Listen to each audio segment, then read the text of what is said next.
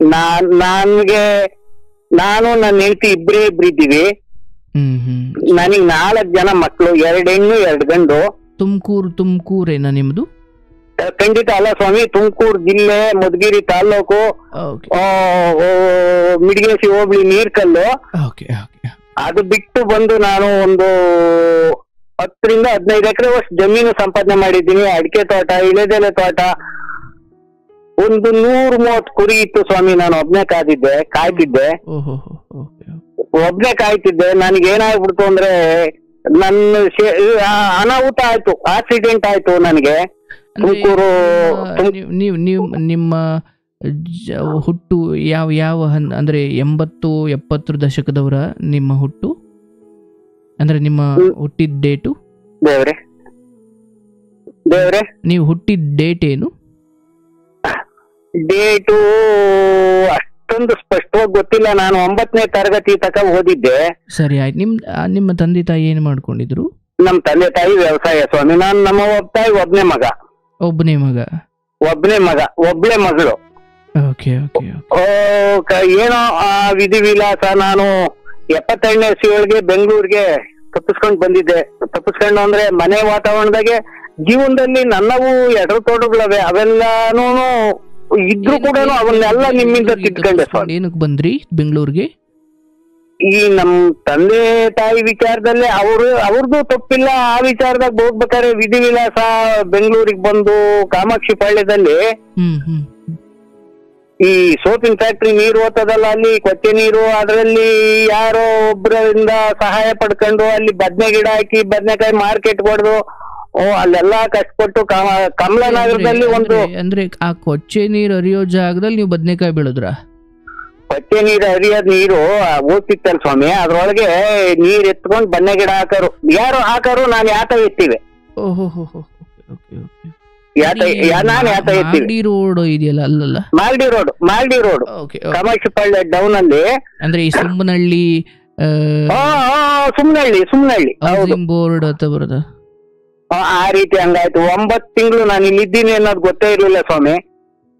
ಅಂದ್ರೆ ಅವತ್ತಿಗೆ ಪ್ರಯತ್ನ ಕೂಡ ಮಾಡಿರ್ಲಿಲ್ವಾ? ತುಂಬಾ ಪ್ರಯಾಸ ಪಟ್ಟರು ಕೂಡ ಅವ್ರ ಕೈ ಸಿಗಾಕೊಂಡಿರ್ಲಿಲ್ಲ. ನಾನು ಮೇಯ ಹಲ್ಲಲ್ಲಿ ಆ ದಿವಸಕ್ಕೆ ಸೈಕಲ್ ಅಲ್ಲಿ ಊಟ ಹೊಡಿಯರ್ ಸ್ವಾಮಿ. ಸೈಕಲ್ ಅಲ್ಲಿ ಟಿಫನ್ ಕ್ಯಾರಿಯರ್ ಮನೆಯಿಂದ ಆಫೀಸ್ಗೆ ಎಲ್ಲೇ ಇರ್ಲಿ ಆ ಆಫೀಸ್ಗೆಲ್ಲ ಕ್ಯಾರಿಯರ್ ಹೊಡೆದಿದ್ದೀನಿ ಸ್ವಾಮಿ.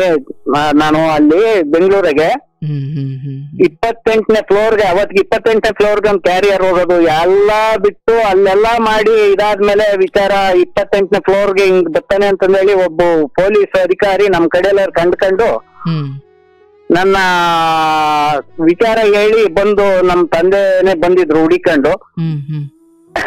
ತಿರ್ಗಾ ಅದೇ ಕಾಮಾಕ್ಷಿ ಪಾಳ್ಯಕ್ಕೆ ಅಡ್ರೆಸ್ ಕೊಟ್ಟು ನನ್ಗೆ ಹಂಗಿರಂಗಿಲ್ಲ, ಸುಮಾರು ಕುದುರೆ ಮುಖ ಅಲ್ಲೆಲ್ಲ ಬಾಕ್ಸ್ ಕೊಡ್ಬೇಕಾಗಿತ್ತು. ನಾನು 40 ಕ್ಯಾರಿಯರ್, 40ರಿಂದ 45 ಕ್ಯಾರಿಯರ್ ಆನಂದರಾವ್ ಸರ್ಕಲ್ ಅಲ್ಲಿ ಜಂಕ್ಷನ್ ಇತ್ತು ನಮ್ಗೆಲ್ಲ. ಅಲ್ಲಿಂದ ನಾವೆಲ್ಲ ಸಪ್ಲೈ ಮಾಡ್ತಿದ್ವಿ. ಅವ್ರವ್ರ ಮಟ್ಟಿಗೆ ಅವರೆಲ್ಲ. ತಿರ್ಗಾ ಅದೇ ತರ ಎಲ್ಲ ಖಾಲಿ ಕ್ಯಾರಿಯರ್ ವಾಪಸ್ ಕೊಟ್ಟು ಬರ್ಬೇಕಿತ್ತು. ಬಟ್ ನಿಮ್ದು ಏನಿದ್ರು ಸಪ್ಲೈ ಮಾತ್ರ ಮನೆಯಿಂದ ಅವ್ರು ಕೊಡ್ತಿದ್ರು. ಒಂದು ಕ್ಯಾರಿಯರ್ಗೆ 40. ಒಂದು ದೂರದ ಪ್ರಯಾಣದ ಮೇಲೆ, ದೂರದಿಂದ ಯಾರು ತಗೊಂಡೋಗ್ಲಿಲ್ಲ ಅಂದ್ರೆ 60-70 ಕೊಡೋರು ಅವತ್ತು. ಸೈಕಲ್ಲೇ ನಮ್ಗೆ ಯಾವ ಸರ್ಕಲ್ ನಲ್ಲೂ ನಮ್ಗೊಂದು ಆ ದಿನಕ್ಕೆ ಒಂದು ಮಾರ್ಜಿನ್ ಇತ್ತು. ನಮ್ಗೆ ಹೋಗಕ್ಕೆ ನಮ್ಗೊಂದು ಮಾರ್ಜಿನ್ ಕೊಟ್ಬಿಡೋರು ಸರ್ಕಲ್ ಅಲ್ಲಿ. ಆ ರೀತಿ ಎಲ್ಲ ಮಾಡಿದ್ದೆ ಸ್ವಾಮಿ. ವಿಚಾರ ಬಂದಾಗ ಅಪ್ಪ ಅಮ್ಮ ನೋಡ್ ಮಾಡಿದ್ದ ಮದ್ವೆ ಅಪ್ಪ ಅಮ್ಮ ಬಂದೆ ಸ್ವಾಮಿ. ತಂಗಿ ಮದ್ವೆ ಸಾಕ್ಸಿದ್ರು, ಸಿಗಾಕಂಡೆ. ನಾನು ಅಲ್ಲಿ ಕರ್ಕೊಂಡ್ ಬಂದ್ರು. ತಂಗಿ ಮದ್ವೆ ಮಾಡಿದೆ. ತಂಗಿ ಮದ್ವೆ ಮಾಡಿದ್ರೆ ಅನಿವಾರ್ಯವಾಗಿ 1 ವರ್ಷದಾಗೆ ಡೆಲಿವರಿ ಆಗಿ ನನ್ನ ತಂಗಿ ತೀರೋದ್ಲು. ನನ್ನ ತಂಗಿ ತೀರೋದಾದ್ಮೇಲೆ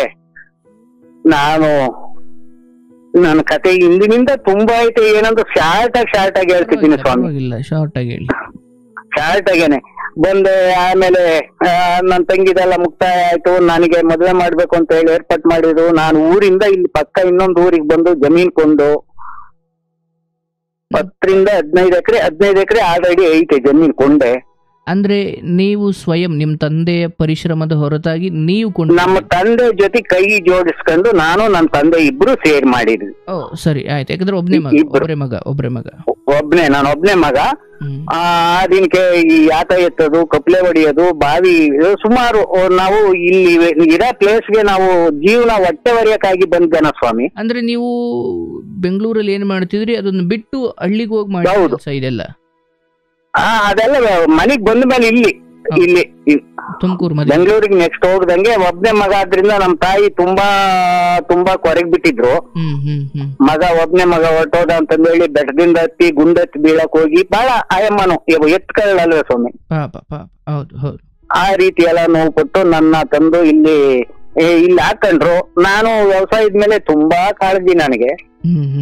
ಆಗ್ಲೇ ಯಾವ್ದೋ ಯಾವ್ದೋ ನಾವು ಗದ್ದೆ ಕಟಾವ್ ಮಾಡ್ಬೇಕು ಅಂದ್ರೆ ನಾವು ಬೆಳಕರಿ ಹೊತ್ತಿಗೆ 1 ಎಕರೆ ಗದ್ದೆ ಇಲ್ದಂಗ್ ಕಟಾವ್ ಮಾಡಿಸ್ತಿದ್ದೆ ಸ್ವಾಮಿ, ಒಬ್ನೇ. ನಾನು, ನನ್ನ ಹೆಂಡತಿ, ನನ್ನ ಮಕ್ಕಳು 4 ಜನ. ಹೆಂಡತಿ ಕೂಡ ಕೃಷಿ? ಹೆಂಡತಿ ಮೊದಲನೇ ಸ್ಥಾನ ನನಗೆ, ಮೊದಲನೇ ಸ್ಥಾನ. ನನ್ನ ಹೆಂಡತಿ ನಾವು ಮೆಂದು ಹಗಲ್ ರಾಗಿ ಮಾಡ್ದಾಳಲ್ಲ, ಭತ್ತ ಮಾಡ್ದಾಳಲ್ಲ, ಇಲ್ಲೆಲ್ಲ ಭತ್ತ ಮಾಡಿ ಬೆಳಕರಿ ಹೊತ್ತಿಗೆ ಬೀಸ್ಕೊಂಡು ಮಾಡ್ತಿದ್ದೆ. ರಾಗಿ ಕಲ್ಲು ಕುಟ್ಟೋದು ಭತ್ತನೂ ಅಷ್ಟೇ, ಆ ರೀತಿ ಮಾಡ್ತಿದ್ವು. ನಾನು ಮುಂದಕ್ಕೆ ಹೋಗೋ ಕಾಲನೋ ಏನೋ 22 ಬೋರ್ ಕೊರಿಸ್ತೆ ಸ್ವಾಮಿ. 22 ಬೋರ್ ಕೊರಿಸಿ 3 ಕಿಲೋಮೀಟರ್ ಜೋಡಿ ಪೈಪ್ ಉಳಿಸಿದೆ. ಅಷ್ಟರಲ್ಲೂ ನೀರು ಬಂದ್ವಾ? ಅಷ್ಟರಲ್ಲೂ ಬಂದಿದ್ರೆ ಅಷ್ಟೇ ಹಾಕಿ ಕೊರಿಸ್ತಿದ್ದೆ ಸ್ವಾಮಿ. ಫೇಲ್ ಆದಂಗೆ ಫೇಲ್ ಆದವು 800-900 ಅಡಿ 1000 ಅಡಿ ಫೇಲ್ ಆದ್ವು. ನೀರ್ ಸಿಕ್ಕಿದ್ದು 400-500 ಅಡಿ ಒಳಗೆ ಯಥೇಚ್ಛವಾದ ನೀರ್ ಸಿಕ್ತು. ಬಟ್ 23ರಲ್ಲಿ 2 ಪಾಸ್ ಆದ್ವಾ? 5 ಸಕ್ಸಸ್ ಆಗಿದೆ. 2 ಜಮೀನ್ ಇರೋದು, ಒಂತ 10 ಎಕರೆ ಪ್ಲಾಟು, ಒಂತ 3 ಎಕರೆ ಪ್ಲಾಟು. ಹುಟ್ಟೂರಲ್ಲಿ 1 3 ಎಕರೆ ಐತೆ. ಆ ಹುಟ್ಟೂರಿಂತವೂ ಅನುಕೂಲವಾದ ಜಮೀನೆ. ಆದ್ರೆ ನನ್ನ ದುರಾದೃಷ್ಟಕ್ಕೆ, ನನ್ನ ಹಣೆ ಬಾರಕ್ಕೆ ಮಕ್ಕಳು 2 ಹುಟ್ಟಿದ್ರು. ಒಬ್ನು ಶ್ರೇಷ್ಠವಾದ ಮಗ ಅಂತ ದೊಡ್ಡವನ್ ನಂಬಿದೆ. ಚಿಕ್ಕವನು ಬಾಲ್ಯದಿಂದಲೂ ಇದ್ ಮಾಡಿ ಮಕ್ಕಳಿಗೆ 2 ಮದುವೆ ಮಾಡಿದ್ದೀನಿ, ಮೊಮ್ಮಕ್ಕಳು ಆಗಿವೆ. ಚಿಕ್ಕವನುಗೆ ಮಾಡಿದ್ರೆ ತನ್ನಲ್ಲಿ ದೊಡ್ಡ ಒಳ್ಳೊಳ್ಳೆ ಭಾರಿ ಉತ್ತಮವಾದ ಕಸಬು ಬಿಟ್ಟ ಅವನು. ಏನ್ ಕಸಬು? ಒಳ್ಳೇದದು ಎಲ್ಲ, ಈ ಜೂಜು, ಎಣ್ಣೆ ಕುಡಿಯೋದು,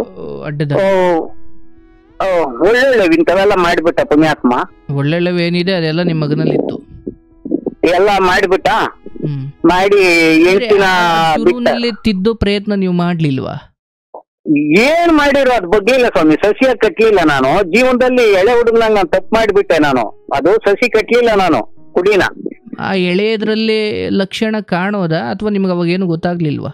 ಕಾಣೋದು ಅವತ್ತಿ ಕಾಣೋದು. ಏನು ಹೋದ್ರೆ ಕಾಲೇಜ್ಗೆ ನನಗೆ ಕೆಲ್ಸನೇ ಮುಖ್ಯ.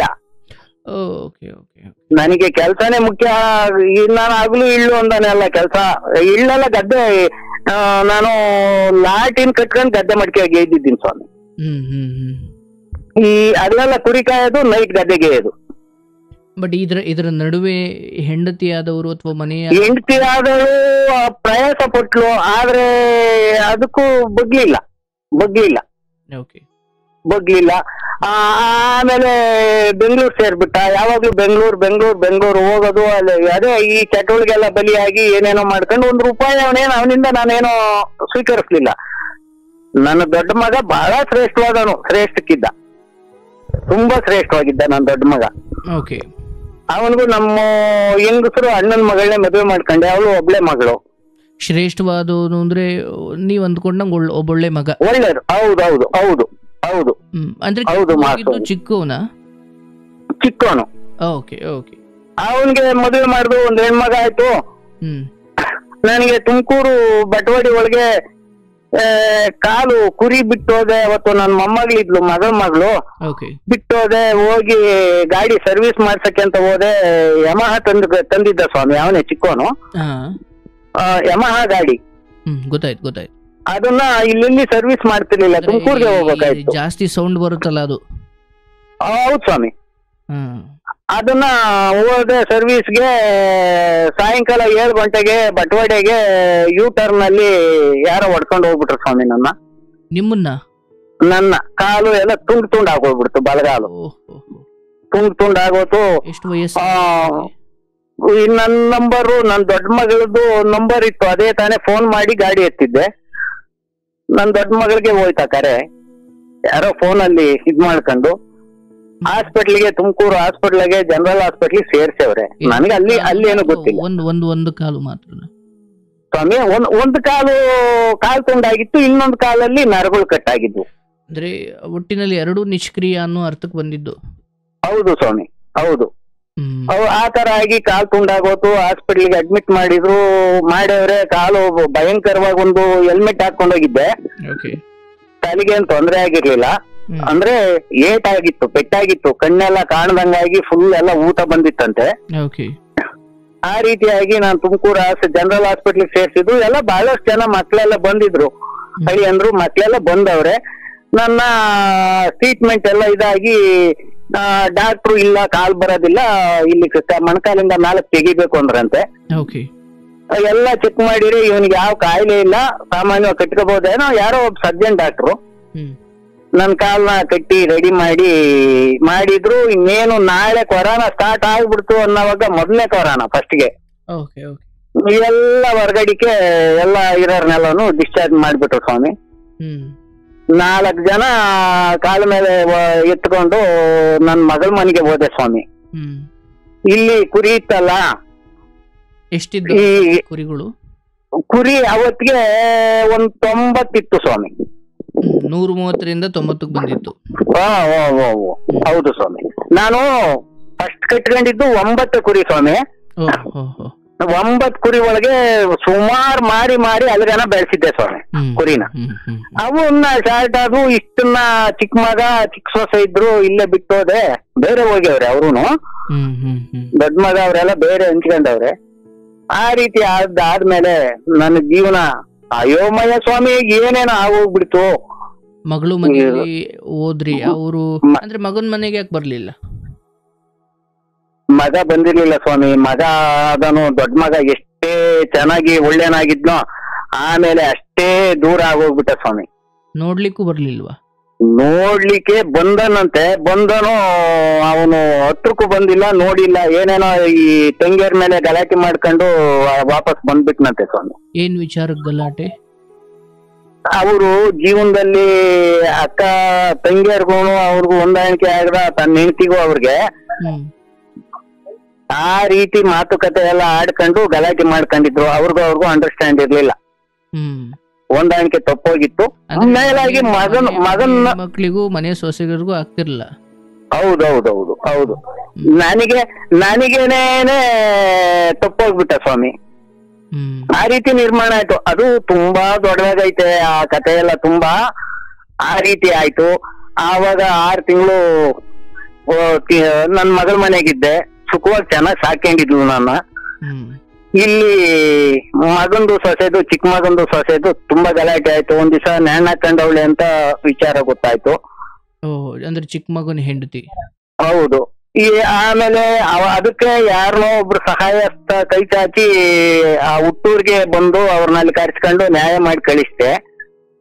ಅಂದ್ರೆ ತಿರ್ಗಾ ಆಮೇಲೆ ಅಂದ್ರೆ ಪ್ರಯತ್ನಿಸಿದ್ರು ಹೊರತು ಪ್ರಯತ್ನ ಇಲ್ಲ, ಮಾಡವ್ರೆ, ಮಾಡಿರೋದನ್ನ ತಪ್ಸವ್ರೆ.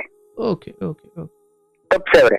ಅದಾದ್ಮೇಲೆ ಇನ್ನೊಂದ್ ದಿವಸ ಅದನ್ನ ಮಾಡುದು, ಇನ್ನೊಂದ್ ದಿವಸ ಏನೋ ವಿಷದ ಬಾಟ್ಲನ್ನ ಇಟ್ಕೊಂಡು ಕುಡ್ದವಳೆನ್ನ ಮಟ್ಟಕ್ಕೆ ಮ್ಯಾಲಕ್ಕೆ ಎತ್ತೋದನ್ನ, ಅದೇ ನನ್ ದೊಡ್ಡ ಸೊಸೆ ಕಂಡ್ಕೊಂಡು ತಳ್ಳಿದ್ಲಂತೆ ಬಾಟ್ಲನ್ನ. ಆಮೇಲೆ ಅವತ್ತು ಬಂದು ನ್ಯಾಯ ಮಾಡ್ದೆ. ಬಂದ್ರೆ ಮಗನಾದನು ನಿಲ್ಲಿಲ್ಲ ಸ್ವಾಮಿ. ಹೆಂಡ್ತಿನ ಕರ್ಕ ಬಂದ್ ಬಿಟ್ರೆ ಮಗನಾದನ್ ಬೆಂಗಳೂರು ಕಡೆ ಹೊರಟೋದ. ಹೆಂಡತಿ ಕರ್ಕೊಂಡು ಬಂದ್ಮೇಲೆ? ಇಲ್ಲ, ಹೆಂಡ್ತಿನಲ್ಲ, ಅವನೇ ಹೊರಟೋದ ಹೆಂಡ್ತಿನ ಬಿಟ್ಟು. ಅದೇ ಹೆಂಡ್ತಿನ ನ್ಯಾಯ ಪಂಚಾಯತಿ ಮಾಡಿ ಮಗನ್ ಜೊತೆ ಸೇರಿಸಿದ್ರೆ ನಾನ್ ಕರ್ಕ ಬಂದ್ ಸೇರ್ಸಿದ್ರೆ ಅವ್ನ್ ಬಿಟ್ಟು ಅದೇ ಹೋದ ಬೆಂಗಳೂರು ಕಡೆ. ಅಂದ್ರೆ ಹೆಂಡತಿ ಜೊತೆ ನಾನು ಇರಲ್ಲ ಅಂತ ಹೋದಾದ್ಮೇಲೆ ಆಯಮ್ಮನಾಗೆ ಏನೆಲ್ಲ ಒಳ್ಳೆ ಬುದ್ಧಿ ಹೇಳಿ, ನಾನು ಕಾಲು ಇನ್ನೂ ಸಿಕ್ಕಾಪಟ್ಟೆ ಗಾಯ ಇತ್ತು ಸ್ವಾಮಿ. ಕುರಿ ಒಂದ್ ಕಡೆ ಅತ್ತೆ ಸೊಸೆ ಇಬ್ರೆ ಕುರಿ ಕಾಯ್ಬೇಕು, 4 ಸೀಮೆಸ ಇತ್ತು, ಹಾಲ್ ಕರಿಬೇಕು. ನಾನು ಈ ಎಂತದು ವಾಕರ್ ಅಂತಾರಲ್ಲ ಸ್ವಾಮಿ, ವಾಕರ್ ಹಿಡ್ಕೊಂಡು ಗಾಯದ ಕಾಲಲ್ಲೇನೆ ಕುರಿ ಕಾದೆ ಸ್ವಾಮಿ. 4 ವಾಕರ್ ಮುರಿ ಹಾಕಿದೆ. ಅಂದ್ರೆ ಕಲ್ಲು ಮುಳ್ಳು ಕುರಿ ಮೇಯಿಸ್ಲಿಕ್ಕೆ ಹೋಗ್ತಿದ್ರಾ? ಕುರಿ ಮೇಸಕ್ ಹೌದು ಸ್ವಾಮಿ, ವಿಧಿ ಇಲ್ಲ. ಆಮೇಲೆ ಏನಾಗ್ಬಿಡ್ತು ಅದು, ಇಲ್ಲಿಂದ ಇನ್ನೂ ಒಂದ್ ಕತೆ. ನಾನು ಒಂದು 2 ಲಕ್ಷ ಬ್ಯಾಂಕಲ್ಲಿ ಸಾಲ ಮಾಡಿದ್ದೆ ಸ್ವಾಮಿ. ಏನ್ ವಿಚಾರಕ್ಕೆ? ನನ್ ಮಗಳ ಮದ್ವೆ, ನನ್ ಜಮೀನ್ಗೆ ಈ ಬೋರು ಇವೆಲ್ಲ ಮಾಡಿದ್ನಲ್ ಸ್ವಾಮಿ. ದುಡಿಮೆ ಇತ್ತು, ಸಿಕ್ಕಾಪಟ್ಟೆ ಒಳ್ಳೆ ದುಡಿಮೆ ಇತ್ತು, ದುಡಿಮೆ ಮಾಡಿವೆ. ಅದೆಲ್ಲ ಮಾಡಿದ್ದ ಸೀಸನ್ ಅಲ್ಲೇನೆ 2 ಲಕ್ಷ ಬ್ಯಾಂಕ್ ಅಲ್ಲಿ ನನ್ನ ಮಗಳನ್ನ, ಚಿಕ್ಕ ಮಗಳನ್ನ ಬೆಂಗಳೂರಿಗೆ, ಇಲ್ಲಿ ಮರಳೆನಹಳ್ಳಿ ಅಂತ ಕೊಟ್ಟ, ಅವ್ರು ಬೆಂಗಳೂರಾಗಿದ್ರು. ಆ ಮಗಳ ಮದ್ವೆ ಮಾಡಿದ್ದು ಬೆಂಗಳೂರು ಶೇಷಾದ್ರಿಪುರ ಚೌಟ್ರಿ ಒಳಗೆ ಮದ್ವೆ ಮಾಡ್ಕೊಟ್ಟೆ ಸ್ವಾಮಿ. ಅಲ್ಲಿ ಮಾಡ್ಕೊಟ್ಟೆ. ಅಲ್ಲಿ 2 ಲಕ್ಷ ಸಾಲ ಮಾಡಿದ್ದೆ ಸ್ವಾಮಿ, ಮದ್ವೆಗೋಸ್ಕರ ಅಂತ ಹೇಳಿ. ಆ 2 ಲಕ್ಷನ ಸಾಲ ಮಕ್ಕಳು ತೀರಿಸ್ಲಿಲ್ಲ ಸ್ವಾಮಿ. ಜಮೀನು ಅವರೇ ಹಂಚ್ಕೊಂಡಿದ್ದರು, ಸಾಲ ತೀರಿಸ್ಲಿಲ್ಲ. ಆ 2 ಲಕ್ಷ ಆಗ್ಬಿಟ್ಟು 14 ಲಕ್ಷಕ್ಕೆ ನೋಟಿಸ್ ಬಂತು ಸ್ವಾಮಿ. ಬಡ್ಡಿ ಎಲ್ಲ ಸೇರಿ ಬಡ್ಡಿ 14 ವರ್ಷಕ್ಕೆ 11 ಲಕ್ಷ ಚಿಲ್ಲರೆ ಒಟ್ಟು ನೋಟಿಸ್ ಬಂತು. ಅದನ್ನ ಸಾಲ ತೀರಿಸ್ರಿ ಅಂದ್ರೆ ನಮ್ಮ ಮನೆ ಬಾಗಿಗೆ ಕೇಳಕ್ ಬಂದು ನ್ಯಾಣ ಹಾಕತ್ತೀವಿ ಅಂದ್ರು. ಆ ಋಣನೆಲ್ಲ ನಾನೇ ಏನ್ ಮಾಡ್ಬಿಟ್ಟೆ, ನನ್ನ ಹೆಂಡತಿ ಅವತ್ತು ಮಂಗಳವಾರ ಸ್ವಾಮಿ ಕೊಳ್ಳಗಳು ತಾಳಿ ಸಮೇತ ಬಿಚ್ಚಿ ಇರೋ ಒಡವೆ ಏನೇನೋ ಒಂಚೂರು ಮಾಡಿಸಿದ್ದೆ, ಒಡವೆನೂ ಎಲ್ಲ ಕೊಟ್ಬಿಟ್ಲು. ಎಲ್ಲ ತಗೊಂಡೋಗಿ ಮಾರಿ ಸಾಲ ತೀರ್ಸಪ್ಪ, ಇದು ನಮ್ಮ ಮೇಲೆ ಬಿದ್ದಿದ್ದು, ನಾವು ಋಣದಾಗ ಸಾಯದ್ ಬೇಡ ಅಂತ ಬಿಚ್ಕೊಟ್ಲು ಸ್ವಾಮಿ. ಅದನ್ನ ಫೆಬ್ರವರಿ 8ನೇ ತಾರೀಕು ಅಷ್ಟನ್ನ 11 ಲಕ್ಷ ಚಿಲ್ಡ್ರೆನ ತುಮಕೂರು ಹೆಡ್ ಆಫೀಸಿಗೆ ಬಂದು 4,25,000 ರೂಪಾಯಿ ತೀರ್ಮಾನ ಮಾಡ್ಕೊ ಬಂದೆ ಸ್ವಾಮಿ. ಯಾಕೆಂದ್ರೆ ಅದು ಅಲ್ಲಿ ಯಾವಾಗ ಏನೋ ಒಂದು ಅದಾಲತ್ ಇತ್ತು, ಅದಾಲತ್ತಲ್ಲಿ ಅಲ್ಲಿ ಕೊಟ್ರು ನಮ್ಗೆ ಚಾನ್ಸ್. ಏನ್ ಕಾರಣಾಂತರದಿಂದ ಬರಗಾಲ ಪೀಡಿತ ಏನೋ ಇದ್ ಮಾಡಿ ನಮ್ಗೆ ಬ್ಯಾಂಕಿಂದ ಸಹಕಾರ ಸಿಕ್ತು. ಒಡವೆ ಎಲ್ಲ ಇದ್ ಮಾಡಿದ್ದೆ. ಮಾಡಿ ಈ 8ನೇ ತಾರೀಕು ಫೆಬ್ರವರಿ 8ನೇ ತಾರೀಕು ಕ್ಲೋಸ್ ಮಾಡಿದ್ದೆ. ಮಾರ್ಚ್ 3ನೇ ತಾರೀಕು ನನಗೆ ಅವತ್ತು ಆಕ್ಸಿಡೆಂಟ್ ಆದ್ದು. ಇದೆಲ್ಲ ಒಡವೆ ಎಲ್ಲ ಇಲ್ಲೇ ಇತ್ತಲ್ಲ. ಇದಕ್ಕೆ ಈ ಸುಮಾರು ಬಡ್ಡಿ ಬಾಳ್ಸೆ ಎಲ್ಲ ಬ್ಯಾಂಕಲ್ಲೇ ಇಟ್ಟಿದ್ದು. ನಮ್ಮ ಹೆಂಗಸರು ಮಾರಿದ್ದೆ ಅವನೇ ಅಂತ ಹೇಳಿ ಅಮ್ಮನ ಒಂದ್ ಸ್ವಲ್ಪ ನೋವು ಅನುಭವಿಸ್ತಿದ್ಲು. ಇಲ್ಲಮ್ಮ ಹಿಂಗೆಲ್ಲ ಬ್ಯಾಂಕಲ್ಲಿ ಇಟ್ಟಿದ್ದೀನಿ, ತೊಂದ್ರೆ ಇಲ್ಲ ಅಂತ ಸಮಾಧಾನ ಮಾಡಿದ್ದೆ. ಅಲ್ಲಿಂದ ನಾನು ಆಕ್ಸಿಡೆಂಟ್ ಆದ್ಮೇಲೆ ಬಂದು ಕುರಿ ಕಾದು ಇದೆಲ್ಲ ಈ ಮನೆಗಳು ರಾಮಾಯಣ ಎಲ್ಲ ಮುಗಿಸಿ ಇವ್ರನ್ನೆಲ್ಲ ಹಿಡ್ದಾಡಿ ಯಾರು ಇರ್ಲಿಲ್ಲ. ನನ್ ಚಿಕ್ಕ ಸೊಸೆ ಒಬ್ಳಿದ್ಲು, ನನ್ನ ಹೆಂಡತಿ ಒಬ್ಳಿದ್ಲು, ಇಬ್ರೇ ಕುರಿ ಕಾಯರು. ಅವು ಕುರಿನ ಒಬ್ನೇ ಇದ್ದಾಗ ಕಂಟ್ರೋಲ್ ಆಗಿ ಇಟ್ಕೊಂಡಿದ್ದೆ ಸ್ವಾಮಿ. ಅವು ಕಂಟ್ರೋಲ್ ತಪ್ಪಿದ್ವು, ಈ ಹೊಲಕ್ಕೆಲ್ಲ ಸಿಕ್ಕಾಪಟ್ಟೆ ಓಡೋದಂಗಾಗಿ. ಅವಾಗ ಈ ಬ್ಯಾಂಕಲ್ಲಿ ಇಟ್ಟಿದ್ದಲ್ಲ ಒಡವೆಗಾಗಿ 40 ಕುರಿನ ಮಾರ್ದೆ ಸ್ವಾಮಿ. 90ರಲ್ಲಿ 40 ಕುರಿನ ಖಚಿತವಾಗಿ ಒಳ್ಳೆ ರೇಟಿಗೆ ಕೊಟ್ಟೆ ಸ್ವಾಮಿ. ಒಳ್ಳೆ ರೇಟಿಗೆ ಕೊಟ್ಟೆ. ದುಡ್ಡು ಕೈ ತುಂಬಾ ದುಡ್ಡು ಬಂತು. 10,600 ರೂಪಾಯಿ ಕೊಟ್ಟೆ ಸ್ವಾಮಿ ಒಂದು ಕುರಿನ. ತಲೆನ ಅವ್ರು ಒಟ್ಟಿದ್ ಕುರಿ ಕೊಟ್ಟಿದ್ದಾದ್ಮೇಲೆ ಒಳ್ಳೆ ಎಲ್ಲಾ ಒಡವೆ ಎಲ್ಲ ತಂದು ಮನೆಗೆ ಫುಲ್ ಒಡವೆನು ತಂದು ಕೊಟ್ಟೆ. ಒಡವೆನು ಇಟ್ಕೊಂಡ್ರು, ಚೆನ್ನಾಗಿತ್ತು. ಹೆಂಗೋ ಸಂಸಾರ ನಡೀತಿತ್ತು. ಸೊಸೆ ತಿರ್ಗಾ ಅವು ನಿಲ್ಲಿಲ್ಲ ಸ್ವಾಮಿ. ಅವರು ತಾಯಿ ತಂಗಿದಿರ ಅವ್ರು 3 ಹೆಣ್ಮಕ್ಳೇನೆ. ಅವರು ಬೆಂಗಳೂರಾಗಿದ್ರಂತೆ. ಏನೇನೋ ಮಾತಾಡಿ ಆ ಕಡೆ ಕರ್ಸ್ಕೊಬಿಟ್ರು. ಆ ಅಮ್ಮನು ಹೊರಟೋಗ್ಬಿಡ್ತು. ಅಂದ್ರೆ ಚಿಕ್ಕ ಸೊಸೆ. ಆಮೇಲೆ ದೊಡ್ಡ ಸೊಸೆ ಅವ್ರು ಸಪ್ರೇಟ್, ಅವ್ರು ಬೇರೆ ಹೊರಟೋಗಿದ್ರು. ಅವ್ರಿಗೂ ನಿಮ್ಗೂ ಟಚ್ಚೇ ಇಲ್ಲ? ಟಚ್ ಈಗ್ಲೂ ಇಲ್ಲ, ಆಗ್ಲೂ ಇಲ್ಲ. ಈ ಆಮೇಲೆ ನಾನು ತೊಂದ್ರೆ ಇವೆಲ್ಲ ದೊಡ್ಡ ಸೊಸೆ ದೊಡ್ಡ ಮಗನ ವಿಚಾರವಾಗೂ ಬಹಳ ತೊಂದರೆಗಳಾದ್ವು. ನನ್ನ ಮೇಲೆ ಮಾತುಗಳಾಡಿದ್ರಿಂದ ನಾನೇನ್ ಮಾಡ್ಬಿಟ್ಟೆ, ಒಂದು ಮೂಗ್ದಾರ ತಂದು ಕೇಳಿದ್ದೆ ಸ್ವಾಮಿ, ಸಿಗಿಕಾಕಿ ಅಂತ ಅದನ್ನ ಹೆಣ್ಣು ಕೆಂತ ಹೋಗ್ಬಿಟ್ಟೆ ಬಾಗ್ಲ ಹಾಕೊಂಡು. ಒಂದು ಇದತ್ತಿ ಬಾಗ್ಲ ಹಾಕೊಂಡ. ಆಮೇಲೆ ಬಾಗ್ಲ ಮುರಿ ಹಾಕಿ ಬಂದು ನಾನು ಇದ್ ಮಾಡಿದ್ರು. ಅಲ್ಲಿಗಾಗ್ಲೇ ನಿಮ್ ಇದನ್ನ ಕಂಡ್ಕೊಬಿಟ್ಟಿದ್ದೆ ನಾನು.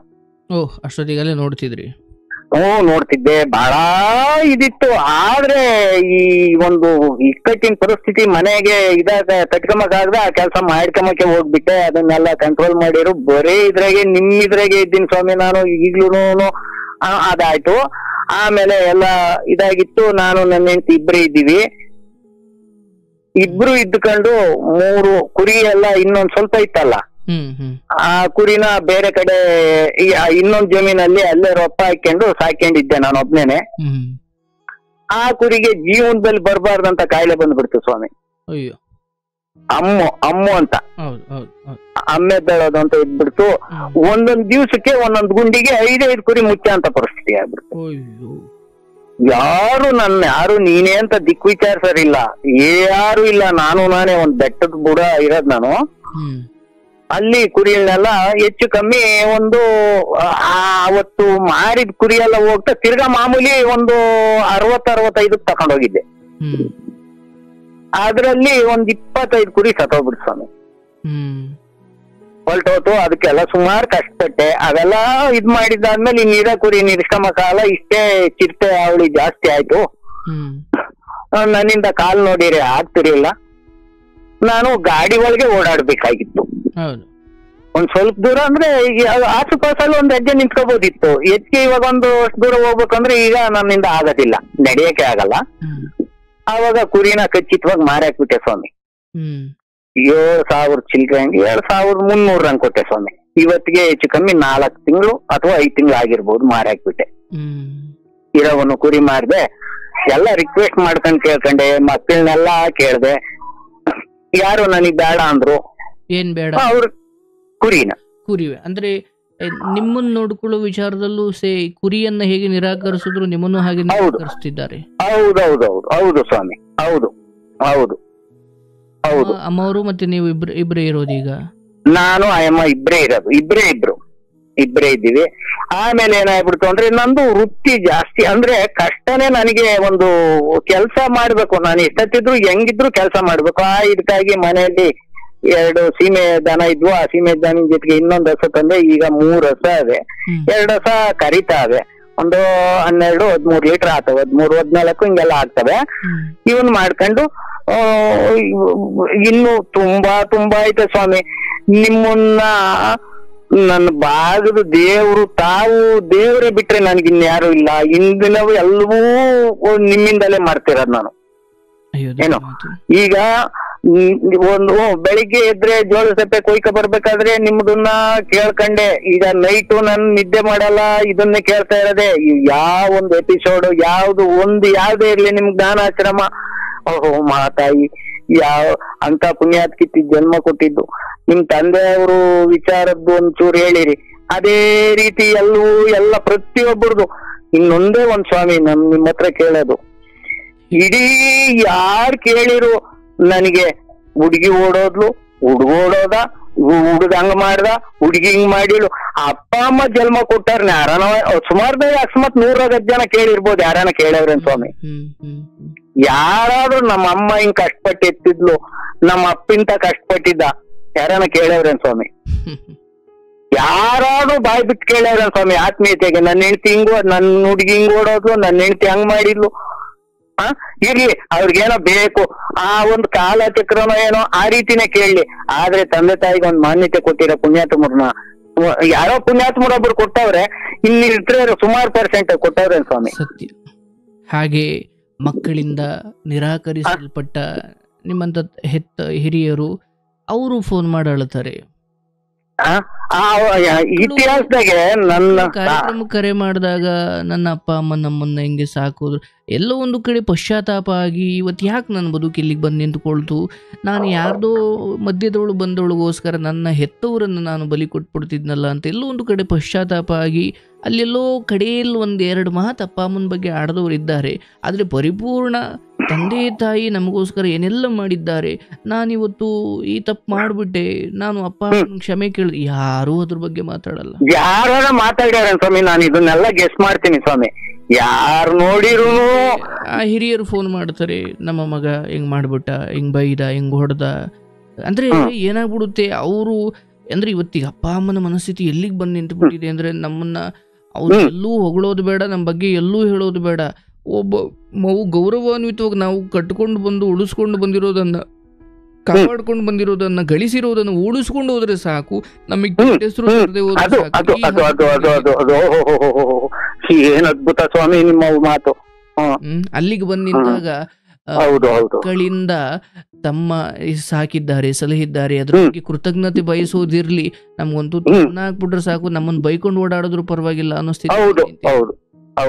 ಹೀಗೆ ಬೇಕಾದಾಗ ನೋಡಿ ನಿಮ್ಮ ಕಥೆಯನ್ನೇ ನೋಡಿದಾಗ ಅಂತಹ ಪರಿಸ್ಥಿತಿಯಲ್ಲೂ ಎಲ್ಲ ಸಂತಾನಗಳು ನಿಮ್ಮನ್ನು ತ್ಯಜಿಸಿ ಅವರವರ ಸುಖ ಭೋಗಗಳಿಗೆ ಮಾತಾಪಿತೃಗಳ ವಿಚಾರದಲ್ಲಿ ಯಾವುದೇ ಜವಾಬ್ದಾರಿಯನ್ನು ತೆಗೆದುಕೊಳ್ಳದೆ ಹೋದಾಗಲೂ ದುಡುಕೊಂಡು ನೀವು ನೋಡಿ ವಯಸ್ಸಾದ ಹಕ್ಕಿಗಳು ಒಂದೇ ಮನೆಯಲ್ಲಿ ನಿಮ್ಮ ಊಟವನ್ನೇ ಮಾಡಿಕೊಂಡು ನಿಮ್ಮ ದುಡಿಮೆ ಅಂದರೆ ಸಾವು ಅದು ಯಾವ ಸ್ಥಿತಿಲಿ ಬರುತ್ತೋ, ರೋಡಲ್ಲಿ ಬರುತ್ತೋ, ರಸ್ತೆಯಲ್ಲಿ ಬರುತ್ತೋ, ಟಾಯ್ಲೆಟಲ್ಲಿ ಬರುತ್ತೋ ಗೊತ್ತಿಲ್ಲ. ಅಲ್ಲಿವರೆಗೂ ಇವ್ರು ಯಾರೂ ನೋಡ್ಕೊಳ್ಳದೆ ಹೋದ್ರು ನಾವು ತಾನಾಗೆ ಹೋಗಿ ಏನೋ ಮಾಡ್ಕೊಳ್ಳೋದಕ್ಕಿಂತ ಅವನು ಕರ್ಕೊಳ್ಳೋವರೆಗೂ ನಾವು ಬದುಕೋ ಪ್ರಯತ್ನ ಮಾಡ್ತೀವಿ. ಇನ್ನು ನಿಮ್ಮ ಆ ಬದುಕಿನ ಬಗ್ಗೆ ತಮಿಳ್ನಾಡಿನವರು ಒಬ್ರು ಒಂದು ಫೋನ್ ಮಾಡಿದ್ರು ಸ್ವಾಮಿ, ಕುರಿಕಾದು ನಿಮ್ಗೆ ತಮಿಳ್ನಾಡಿನಿಂದ ಯಾರೋ ಕೃಷ್ಣಗಿರಿ ಅದು ಯಾರೋ ಮಾಡಿದ್ರು ಏನೋ ತಪ್ಪು. ಜೀವನದಲ್ಲಿ ನಾನು ಒಂದ್ ತಪ್ಪು ಮಾಡಿದ್ದೀನಿ ಸ್ವಾಮಿ, ಸುಳ್ಳು ಹೇಳಲ್ಲ ಸ್ವಾಮಿ. ಸುಳ್ಳು ಹೇಳಿ ನಿಮ್ಮ ಹತ್ರ ಹೇಳಿರಿ ದೇವ್ರು ಸುಳ್ಳು ಹೇಳೋದಕ್ಕೆ ಸಾಧ್ಯವೇನ್ ಸ್ವಾಮಿ ಏನೋ.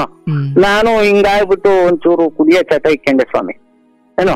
ಈ ಕಾಲ್ ನೋವು ಇದಕ್ಕೆಲ್ಲ ಇಟ್ಕೊಬಿಟ್ಟೆ. ನೀವು ಹೇಳಿದ್ರಿ ದುರ್ಬಲತೆ ಮುಂದೆ ದುರ್ಬಲತೆ ಯಾರಾಗ್ತಾರೋ ಅವ್ರಿಗೆ ಎಲ್ಲಾನು ನಶ್ವರ ಆಗ್ತದೆ, ಈ ವ್ಯಾತತ್ವ ಮಾಟ ಇವೆಲ್ಲ ಇವಾಗ್ತವೆ ಅಂತ ಹೇಳ್ತಿದ್ರಿ. ಅದಾದಾಗ ಏನಾಗ್ಬಿಡ್ತು ಅಂದ್ರೆ ಇವತ್ತು ಶನಿವಾರ ಸ್ವಾಮಿ, ಇವತ್ತು 15 ದಿನದಲ್ಲಿ ಹೊಸ ಗಾಡಿ ತಂದಿದ್ದೆ ಸ್ವಾಮಿ. ತಂದು ಬೆಟ್ಟದ ಪಕ್ಕ ಜೋಳಸಪ್ಪೆ ಕೊಯ್ತಿದ್ದೆ ಸ್ವಾಮಿ. ಅಲ್ಲ ನಾನು ಒಂದಕ್ಷರ ತಮಗ್ ಸುಳ್ಳು ಹೇಳಲ್ಲ. ನಾನೊಂದು ತಂದ್ರೆ ಸಾಯಂಕಾಲ ಒಂಚೂರು ಹಾಕೊಂಡು ಇದ್ದಿದ್ ಬೆಳಿಗ್ಗೆ ಹಾಕೊಂಡು ಹೋಗಿ ನಾನು ಜೋಳಸಪ್ಪೆ ಕೊಯ್ತಾ ಇದ್ದೆ ಸ್ವಾಮಿ. ಎಲ್ಲಿಗೆ ಹೋಗ್ತಾ ಇದ್ರಿ? ಇಲ್ಲೇ ಜಮೀನಲ್ಲಿ ಜೋಳಸಪ್ಪೆ ಕೊಯ್ತಾ ಇದ್ದೆ. ಒಂದ್ ಬೆಟ್ಟದ ಪಕ್ಕ ಕಾಡು, ಅಲ್ಲಿ 10 ಎಕರೆ ಬೌಂಡ್ರಿ ಐತೆ. ಕೊಯ್ತಾ ಇದ್ರೆ ಯಾರೋ ಕಣ್ಣಿಗೆ ಎರ್ದಂಗ ಆಗ್ಬಿಟ್ಟು ನಾನ್ ಸ್ವಾಮಿ ನಿಲ್ದಾಗ ಎರ್ಸದೇನಾಯ್ತು ಸ್ವಾಮಿ. ಗಾಡಿ ಯಾರೋ ಎತ್ಕೊಂಡು ಹೊರಟೋಗ್ಬಿಟ್ರು ಸ್ವಾಮಿ. ಹೊಸ ಗಾಡಿ, ವರ್ಷದ ಗಾಡಿ ಹೊರಟೋಗ್ಬಿಡ್ತು. ಮೈ ಮರ್ತಿದ್ರಿ? ಹೌದು ಹೌದು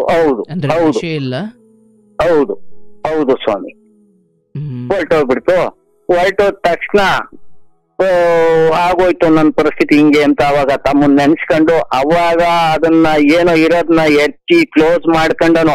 ಏನ್ ಸ್ವಾಮಿ ನೀವ್ ಹೇಳ್ತಿದ್ರಿ ಏನು ಅದನ್ನ ಇದ್ ಮಾಡ್ಬೇಕು ಅಂದಾಗ ಏನಾದ್ರು ಒಂಚೂರು ತಿನ್ರಿ, 2 ಕಡ್ಲೆಕಾಯಿ ತಿನ್ರಿ, ಒಂಚೂರು ಜ್ಯೂಸ್ ಮಾಡ್ಕೊಂಡ್ ಕುಡೀರಿ, ಕೆಲವಾರು ವಿಚಾರಗಳು ಒಳ್ಳೆ ಸಂಪರ್ಕ ಇಟ್ಕಡಿ ಅಂತ ಹೇಳಿದ್ದಂತವು. ಸತ್ಯ ಅಲ್ಲ, ಕೇಳ್ದಂತ ಮಾತುಗಳನ್ನ ಯಾಮರ್ತಿದ್ಕೆ ಆಯ್ತು ಏನೋ. ಅದು ನಂದಲ್ದ ವಸ್ತು ಹೋಯ್ತು ಬಿಡ್ರಿ, ಏನು ಅದು ನಂದಲ್ಲ ಸ್ವಾಮಿ. ಎಲ್ಲದಕ್ಕೂ ಮೀರಿ ಏನಾಗುತ್ತೆ, ಇನ್ನೊಬ್ಬರು ನಿಮ್ಮ ಜೀವನದಲ್ಲಿ ಬಂದು ಹಸ್ತಕ್ಷೇಪ ಮಾಡಬೇಕು, ಅರ್ಥಾತ್ ಒಳ್ಳೆ ರೀತಿಯಲ್ಲಿ ಅಥವಾ ಕೆಟ್ಟ ರೀತಿಯಲ್ಲಿ ನಿಮ್ಮದ್ದೇನಾದ್ರೂ ಅವ್ರು ಕದಿಬೇಕಂದ್ರೆ ಆ ವಸ್ತುವಿನ ಕುರಿತಾಗಿ ನೀವು ಮೈಮರ್ತಿದ್ರೆ ಮಾತ್ರ ಇನ್ಯಾರೋ ಅದನ್ನು ಕದಿಯೋಕ್ ಸಾಧ್ಯ.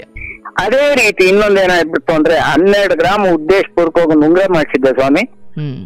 ತುಂಬಾ ಈ ಕುರಿಗಳು ಇದಕ್ಕಾಗ್ತಿದ್ನಲ್ಲ, ಒಂದು ಗುಂಡಿಗೆ 5 ಕುರಿ ಅವತ್ತು ಹಾಕೊಂಡಿದ್ದಾಗ ಒಂದ್ ನೈಟು 1 ಗಂಟೆ ಒಳಗೆ ಯಾರು ನೀನೇ ಎಂಬ ನಿರ್ಜನ ಪ್ರದೇಶ ಅವಂಗೆ ಕೆಟ್ಟ ರೀತಿ ಗಂಜು ಒಯ್ಕತ್ತಿದ್ವು ಗಂಜಳನ.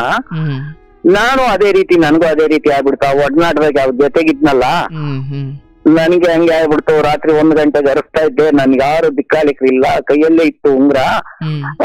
ಬೆಳಿಗ್ಗೆ ಎದ್ದು ಹಾಸ್ಪಿಟ್ಲಿಗೆ ಯಾರು ಇದ್ ಮಾಡಂಗಿಲ್ಲ ಸ್ವಾಮಿ, ನಾನೇ ಹೋದೆ ಹಾಸ್ಪಿಟ್ಲಿಗೆ. ಒಂದು ಉಂಗ್ರ ಹೊರಟೋಗ್ಬಿಡ್ತು ಸ್ವಾಮಿ, 12 ಗ್ರಾಮಿಂದು ಒಂದು ಉಂಗ್ರನು ಹೊರಟೋಯ್ತು. ಎಲ್ಲ ಹೋಗ್ಬಿಡ್ಲಿ, ನಂದಲ್ದ ವಸ್ತು. ಯಾವ ಮಕ್ಳಿಲ್ಲ ಮರಿ ಇಲ್ಲ, ಇದ್ರೆ ಅವ್ರಿಗೆ ಬೇಕಾಗಿದ್ರೆ ಅವ್ರು ಉಳಿಸ್ಕೊಂಡವ್ರು, ಯಾವ್ದು ಇಲ್ಲ ಅಂತ ಹೇಳಿ ಅದು ಹಂಗಾಯ್ತು. ಬದುಕನ್ನ ಅಂದ್ರೆ ಏನು ಹೋಯ್ತು ಅದೆಲ್ಲ ನೀವು ಅಟ್ಲೀಸ್ಟ್ ಗುಂಡಿವರೆಗೂ ಸಾಯೋವರೆಗೂ ಹಾಕೊಂಡಿದ್ರು, ಗುಂಡಿಗೆ ಹಾಕೋಕ್ಕಿಂತ ಮುಂಚೆ ಆ ಉಂಗ್ರ ಬಿಚ್ಕೊಂಡೆ ನಿಮ್ಮನ್ನು ಕಳಿಸ್ತಾ ಇದ್ದಿದ್ದು. ಸ್ವಾಮಿ ಇಷ್ಟೊಂದು ನಾನು ಸುಳ್ಳು ಹೇಳಲ್ಲ. ಈಗ ಇಷ್ಟೆಲ್ಲ ಆದ್ಮೇಲೆ ಇವ್ರ ಮಕ್ಳು ಬೇರೆ ಹೋದ್ಮೇಲೆ ಸಾಲ ಹರಿಸಿ ನಾನು ಕನಿಷ್ಠ ಪಕ್ಷ ನಿಮ್ಮ ಹತ್ರ 1 ಅಕ್ಷರನು ಸುಳ್ಳು ಹೇಳಲ್ಲ. ಒಂದನ್ನ 40 ಗ್ರಾಮಿಗೆ ಮಾಡಿಸ್ದೆ, ಒಂದನ್ನ 28 ಗ್ರಾಮ್ಗೆ ಇನ್ನೊಂದು ಮಾಡಿಸ್ದೆ. ನನ್ನ ಹೆಂಡತಿಗೆ ಒಂದು 2 ಎಳೆ ಅವಲಕ್ಕಿ ಚೇಂಜ್ ಮಾಡಿಸ್ದೆ. ಎಲ್ಲ ಕುರಿಯಿಂದಲೇ ಸ್ವಾಮಿ, ಪ್ರತಿಯೊಂದೂನು ಕುರಿ ಹಾಲು. ಆ ಜಾನುವಾರುಗಳೇ ನಿಮ್ಮನ್ನು ಕಾಪಾಡಿರೋದು. ಹೌದೌದು. ಹಿಂದೆ 14 ದನವು ಕಟ್ಕಮ್ಮಿವೆ ಏನೋ. ನನ್ ಮಕ್ಳೆಲ್ಲ ಒಮ್ಮತವಾಗಿದ್ದಾಗ ಈ ರೀತಿ ಮಾಡ್ತಿದ್ದೆ. ಈ ರೀತಿಯಿಂದ ಬಂಗಾರನು ಆದಷ್ಟು ಕೊಂಡಿದ್ದೆ ಸ್ವಾಮಿ. ಕೊಂಡಿದ್ರಲ್ಲಿ ಇಷ್ಟ ಹಿಂಗಾಯ್ತು. ಇವತ್ತು 15 ದಿನದಾಗೆ ಸ್ವಾಮಿ ಗಾಡಿ ಹೋದೆ, ಕಂಪ್ಲೇಂಟ್ ಕೊಟ್ಟಾಗ ಅವರು ಬಂದ್ರು, ಎಲ್ಲ ನೋಡಿದ್ರು. ಏನಂದ್ರೆ ಮುಂದೆ ಗಾಡಿ ಯಾರಿಗಾನ ಆಕ್ಸಿಡೆಂಟ್ ಆದ್ರೆ ನನ್ ಮೇಲೆ ತೊಂದ್ರೆ ಬರ್ತದೆ ಅಂತ. ತಿರ್ಗಾ ಅದೇ ಯಾವ್ದೋ ಒಂಚೂರು ಇರೋ ಒಡವೆ ತಗೊಂಡೋಗಿ ಅಡ ಇಟ್ಟು ಇವತ್ತಿಗೆ 15 ದಿನದಾಗ ಹೋದ್ ಗಾಡಿ ಇವತ್ತು 8 ದಿನದಾಗ ಒಂದ್ ತಂದಿದ್ದೀನಿ. ಗಾಡಿ ಇಲ್ದಿದ್ರೆ ನನ್ನಿಂದ ನಡೆಯಕ್ಕಾಗಲ್ಲ, ಸತ್ಯ. ಹಾಲ್ ಹಾಕಕ್ಕಾಗಲ್ಲ, ಹೆಜ್ಜೆ ನಡೆಯಕ್ಕಾಗಲ್ಲ, ಕಾಲೆಲ್ಲ ಪೀಸ್ ಪೀಸ್ ಆಗೋಗಿತ್ತು. ಅದು ಆ ರೀತಿ ಆಗಿತ್ತು. ಆಮೇಲೆ ಈಗ ಹಾಲ್ ಹಾಕೊಂಡು ಈಗ ಇನ್ನು ಸತತವಾಗಿ ನಿಮ್ದೇ ಧ್ಯಾನ, ನಿಮ್ದೇ ಮಾತು, ನಿಮ್ದೇ ಇದು. ನಾನು ಈಗ ಇನ್ನೊಂದು ಬೇರೆ ಫೋನ್ನಾಗೆ ಮಾತಾಡ್ತಾ ಇದನ್ನ ಇದ್ ಮಾಡ್ತಾ ಇದ್ದೆ, ಸಿಕ್ಬಿಡ್ತು ನನಗೆ, ಏನೋ ಸ್ವರ್ಗನೇ ಸಿಕ್ಬಿಡ್ತು ಸ್ವಾಮಿ ನಿಮ್ಮಿಂದ. ಇಲ್ಲ ಇಲ್ಲ, ನನಗೆ ನೋಡಿ ನಿಮ್ಮ ಕಥೆಯನ್ನು ಕೇಳಿದಾಗ ಒಂದು ನನ್ನ ಮನಸ್ಸಲ್ಲಿ ಕಾಡ್ತಾ ಇರುವಂತ ವಿಚಾರ, ಬಹುಶಃ ಈ ಇಳಿಯ ವಯಸ್ಸಿನಲ್ಲಿ ಈ ಹಂತಕ್ಕೆ ಬಂದಾಗಲೂ ನೀವೇನು ಆ ಕುರಿ ಸಾಕಿದ್ರಿಂದ ಮತ್ತೆ ಆ ಏನು ಒಂದು ಹೂಗೋಲ್ ಇಟ್ಕೊಂಡು ಕುರಿ ಕಾದಿದ್ದಿರ್ಬೋದು. ಖಂಡಿತ ಸ್ವಾಮಿ.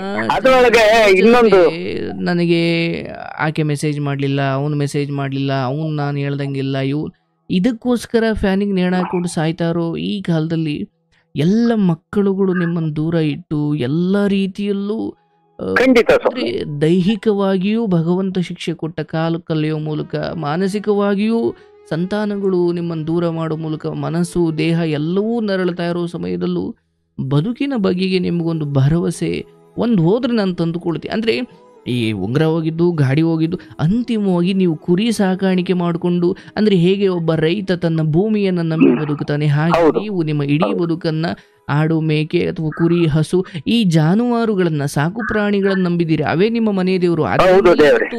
ನಾಳೆ ಆಸ್ಪತ್ರೆಗೆ ಹೋಗ್ಬೇಕು, ಯಾರನ್ನು ಬೇಡ ಅವಶ್ಯಕತೆ ಇಲ್ಲ. ಅವತ್ತು ನೀವು ಅವುಗಳನ್ನ ಸಾಕಿ ಅವನ್ನ ಸಲಹಿದ್ದಕ್ಕೆ ಇವತ್ತು, ಅಂದ್ರೆ ನೋಡಿ, ನಾಳೆ ಆಸ್ಪತ್ರೆಗೆ ಹೋಗ್ಬೇಕು, 1 ರೂಪಾಯಿನೂ ಮಕ್ಕಳ ಹತ್ರ ಬೇಡಿ, ಮೊದ್ಲೇ ಈ ತರ ಮಕ್ಕಳು ಇನ್ನು ಬೇಡ ಸ್ಥಿತಿ ಬಂದಿದ್ರೆ ಅದು ಸಾವಿಗಿಂತ ಏನಾದ್ರು.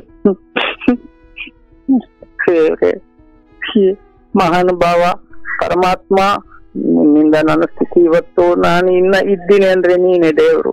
ನಿನ್ ಬಿಟ್ರೆ ನನಗೆ ಇನ್ಯಾರು ಇಲ್ಲ ದೇವ್ರೆ. ನನ್ನ ಪರಿಸ್ಥಿತಿ ನಾನು ಒಬ್ಬನಿಂಗ್ ಅಳೆದು ನಾನು ಈ ರೀತಿ ಆಗಿದ್ದೀನಿ ದೇವ್ರೆ. ನೀವ್ ಬಿಟ್ರೆ ಇನ್ನೊಂದಿಲ್ಲ ನನಗೆ, ಖಂಡಿತ ಇಲ್ಲ. ಈ ಉಸಿರಿರೋದೇ ನಿನ್ನಿಂದ. ಕೃಷ್ಣ ಇದ್ದಾನೆ, ಕಾಯ್ತಾನೆ.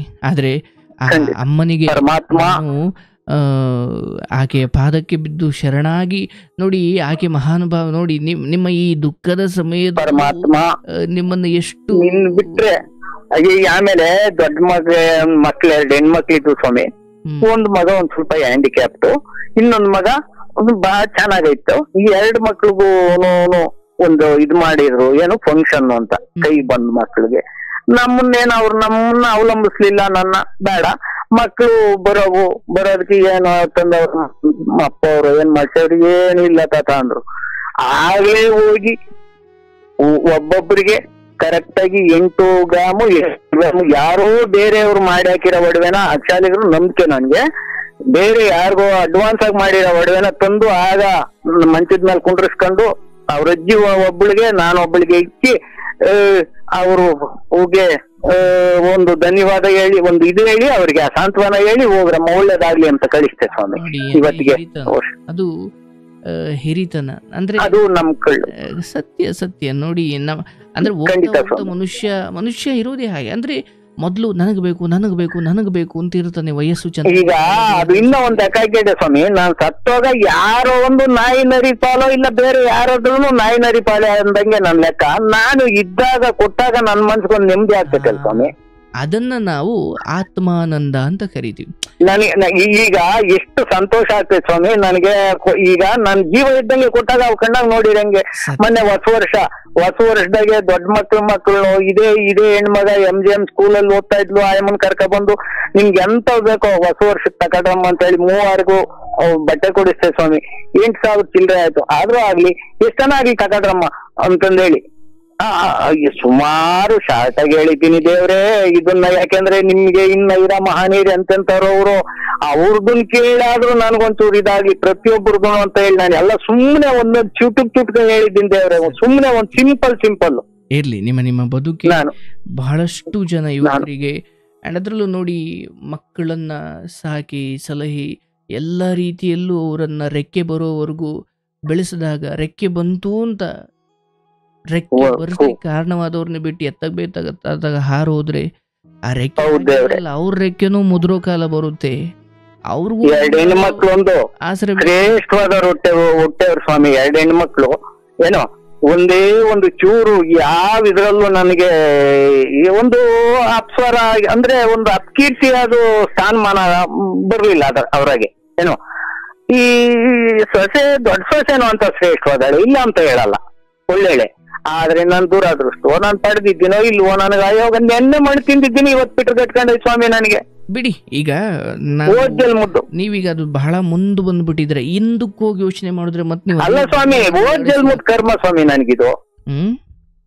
ಜನ್ಮದ ಕರ್ಮ ಸ್ವಾಮಿ. ಇವತ್ತು ನಾನು ಮಗನ ರೂಪದಲ್ಲಿ, ಸೊಸೆಯ ರೂಪದಲ್ಲಿ, ಕಳ್ಳನ ರೂಪದಲ್ಲಿ ಇವೆಲ್ಲ ಕರ್ಮ ಸವಿಬೇಕಿತ್ತು, ಮುಗ್ದೋಯ್ತು.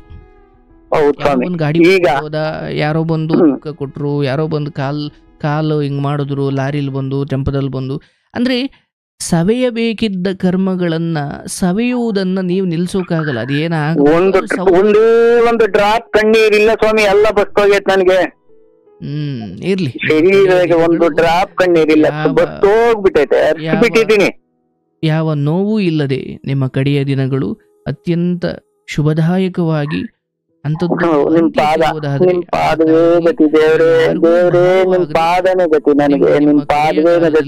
ಯಾವ ರೋಗ ರುಜಿನಗಳಿಗೂ ತೀರಾ ಭಾರವಾಗದೆ, ಯಾರಿಗೂ ಭಾರವಾಗದೆ ನಿಮ್ಮ ಕಡೆಯ ದಿನಗಳು ತುಂಬಾ ಅದು ನನ್ನ ಹಾರೈಕೆ. ನೀವು ಹಿರಿಯಿರಿ. ಎಲ್ಲೋ ಒಂದು ಕಡೆ ಮಕ್ಕಳನ್ನ ನಾವು ಬೆಳೆಸೋ ರೀತಿಯಲ್ಲಿ ಒಂದು ಇಡೀ ಸಮಾಜಕ್ಕೆ ನೀವು ಜಗತ್ತಿನಿಂದ ಹೊರಡಬೇಕಾದಾಗ ಈ ಕಾರ್ಯಕ್ರಮದ ಮೂಲಕ ಒಂದು ಇಡೀ ಸಮುದಾಯಕ್ಕೆ, ಜಗತ್ತಿಗೆ, ಸಮಾಜಕ್ಕೆ ಹೇಳ್ತಾ ಇದ್ದೀರಿ. ಮಕ್ಕಳು 2 ಎತ್ತರೋ 3 ಎತ್ತರೋ 5 ಎತ್ತರೋ ವಿಷಯ ಅದಲ್ಲ. ಅಂತಿಮವಾಗಿ ಆ ಮಕ್ಕಳನ್ನ ಮುದ್ದಿಸುವ ಸಮಯದಲ್ಲಿ ಮುದ್ದಿಸಿ, ಅವರನ್ನ ಶಿಕ್ಷಿಸಬೇಕಾದ ಸಮಯದಲ್ಲಿ ಶಿಕ್ಷಿಸುವುದನ್ನ, ಭರದಲ್ಲಿ ಶಿಕ್ಷಿಸುವುದನ್ನ ಮರೆತ್ರೆ ಮುಂದೆ ಆ ಕಾರಣಕ್ಕೆ ನೀವು ಶಿಕ್ಷೆ ಅನುಭವಿಸಬೇಕಾಗುತ್ತೆ. ಕುಡಿ ಕಟ್ಲಿಲ್ಲ ಸ್ವಾಮಿ, ಎಳೆಗಿಡ್ದ ಕುಡಿ ಕಟ್ಲಿಲ್ಲ, ತಪ್ಪಾಯ್ತು. ನಾನ್ ಬದುಕು ಇಳ್ಳು ಬದುಕು, ಆಗ್ಲೂ ಬದುಕು, ಇಳ್ಳು ಬದುಕು. ವಂಗೆ ಸಸಿಯನ್ನ ನೆಟ್ಟು ಅದು ಹೀಗೆ ಬರಬೇಕು ಅಂದ್ರೆ ಸಸಿಯ ಪಕ್ಕದಲ್ಲೇ ಒಂದು ದಬ್ಬೆಯನ್ನ ನೆಟ್ಟು ಆ ಸಸಿಯ ಬೇರನ್ ಅಥವಾ ಸಸಿಯ ಕಾಂಡವನ್ನ ಅಥವಾ ಆ ಸಸಿಯನ್ನ ಆ ಪಕ್ಕದ ಒಂದು ಕಡ್ಡಿ ನೆಟ್ಟು ಅದಕ್ಕೆ ಸ್ಟ್ರೈಟ್ ಕಟ್ಟಿದ್ರೆ ಅದು ಬೆಳೀತಾ ಸ್ಟ್ರೈಟ್ ಅಂದ್ರೆ ನಿಮಗೆ ಹೇಗೆ ಬೇಕು ನೀವು ಹಾಗೆ ಬೆಳೆಸಬೇಕಂದ್ರೆ ಅದನ್ನ ಸ್ವಲ್ಪ ಕಟ್ಟಾಕ್ಬೇಕು ನೀವು. ಹೌದು ಸ್ವಾಮಿ. ಇಲ್ಲ ನೀವು ಹೆಂಗ್ ಆ ಕಡೆ ಗಮನನೇ ಕೊಡ್ಲಿಲ್ಲ ಅಂದ್ರೆ ಅದ ಅತ್ತಗೆ ಇತ್ತಗೆ ಅದು ಪ್ರಕೃತಿ ಸಹಜ, ಮಕ್ಕಳು ತಪ್ಪಲ್ಲ. ಅಂದ್ರೆ ನಾವು ಎಲ್ಲಿ ಸವರಬೇಕಿತ್ತೋ, ಎಲ್ಲಿ ಮುರಿಬೇಕಿತ್ತೋ, ಎಲ್ಲಿ ತಡಿಬೇಕಿತ್ತೋ ಅಲ್ಲಿ ತಡೆದಿಲ್ಲ ಅಂದ್ರೆ ಅದು ಮರದ ತಪ್ಪು ಅಲ್ಲ, ಮಕ್ಕಳು ತಪ್ಪು ಅಲ್ಲ. ಹೌದು.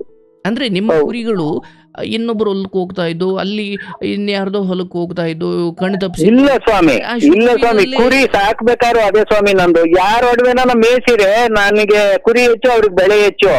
ಏನೋ ನಿಮ್ಮ 100 ಕುರಿ ಒಂದ್ ಬದಿನಾಗ ಹೊಡಿತಿದ್ದೆ ಸ್ವಾಮಿ ನಾನು. ಯಾರು ಅವ್ರಿವ್ರು ಹೊಲಕ್ಕೆ ಹೋದಾಗ ಹೇಗೆ ಶುರುವಿನಲ್ಲೇ ತಡೆದು ಅದನ್ನ ಕಲ್ತಾಣೆಸ್ತೋ ಕೂಗಿನೋ ಏನೋ ಮಾಡಿ ಅವನ್ನ ತಡೆದಿದ್ದಕ್ಕೆ ಆಮೇಲೆ ಅವು ಕೂಡ ಹೋಗೋದನ್ನ ಬಿಟ್ಟು ಎಷ್ಟ್ ಕಣ್ಣು ಕಳೆದಿದ್ದೀನೋ ಕುರಿಗೆ, ಎಷ್ಟು ಕಾಲ್ ಮುರಿ ಹಾಕಿದ್ದೀನೋ, ಎಷ್ಟು ಪಿಂಡ ಉದುರೈತೋ, ಹಂಗೆ ಎಸ್ಕೊಂಡು ಒಬ್ನೇನೋ ಅಲ್ವಾ ಸ್ವಾಮಿ. ಏನೋ ಬೆಳೆಗೆ ಹೋಗ್ಕೂಡ್ದು.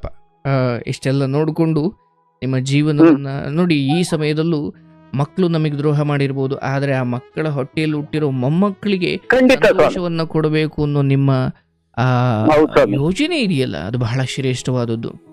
ತಾನು ದುಃಖವನ್ನ ತಿಂದರು ಹೇಗೆ ಒಂದು ಮರಕ್ಕೆ ನಾವು ಕಲ್ಲು ಹೊಡೆದಷ್ಟು ಅದು ನಮಗೆ ಹಣ್ಣು ಕೊಡ್ತಾನೆ ಹೋಗುತ್ತೆ ಹೊರತು ಕಲ್ಲು ಹೊಡೆದ್ನಲ್ಲ ಅಂದುಕೊಂಡು ನಮಗೆ ಕೊಂಬೆಲು ರೆಂಬೆಲು ತೆಗೆದು ಬೀಸ್ ಹೊಡೆಯಲ್ಲ. ಹಾಗೆ ನಿಮ್ಗಾದ್ರೂ ನೀವು ಆ ಮಕ್ಕಳನ್ನ ನೋಡಿ, ಅದು ನನ್ನ ಪ್ರಕಾರ ತಾತ ಅಜ್ಜಿಯಾಗಿ ಅದು ನಿಮ್ಮ ಕರ್ತವ್ಯ. ಅದು ದೇವ್ರೆ, ಎಂತ ಪುಣ್ಯಾತ್ಮ ನನ್ನ ಭಾಗಕ್ಕೆ ಹುಟ್ಟಿ ಮಹಾನುಭಾವ. ನಿನ್ನ ನನ್ನ ಇದು ಇರತಕ ನಾನ್ ಮರೆಯಂಗಿಲ್ಲ ದೇವ್ರೆ. ನಿರಂತರವೂ ನಿನ್ ಧ್ಯಾನ ಸ್ವಾಮಿ ನನಗೆ.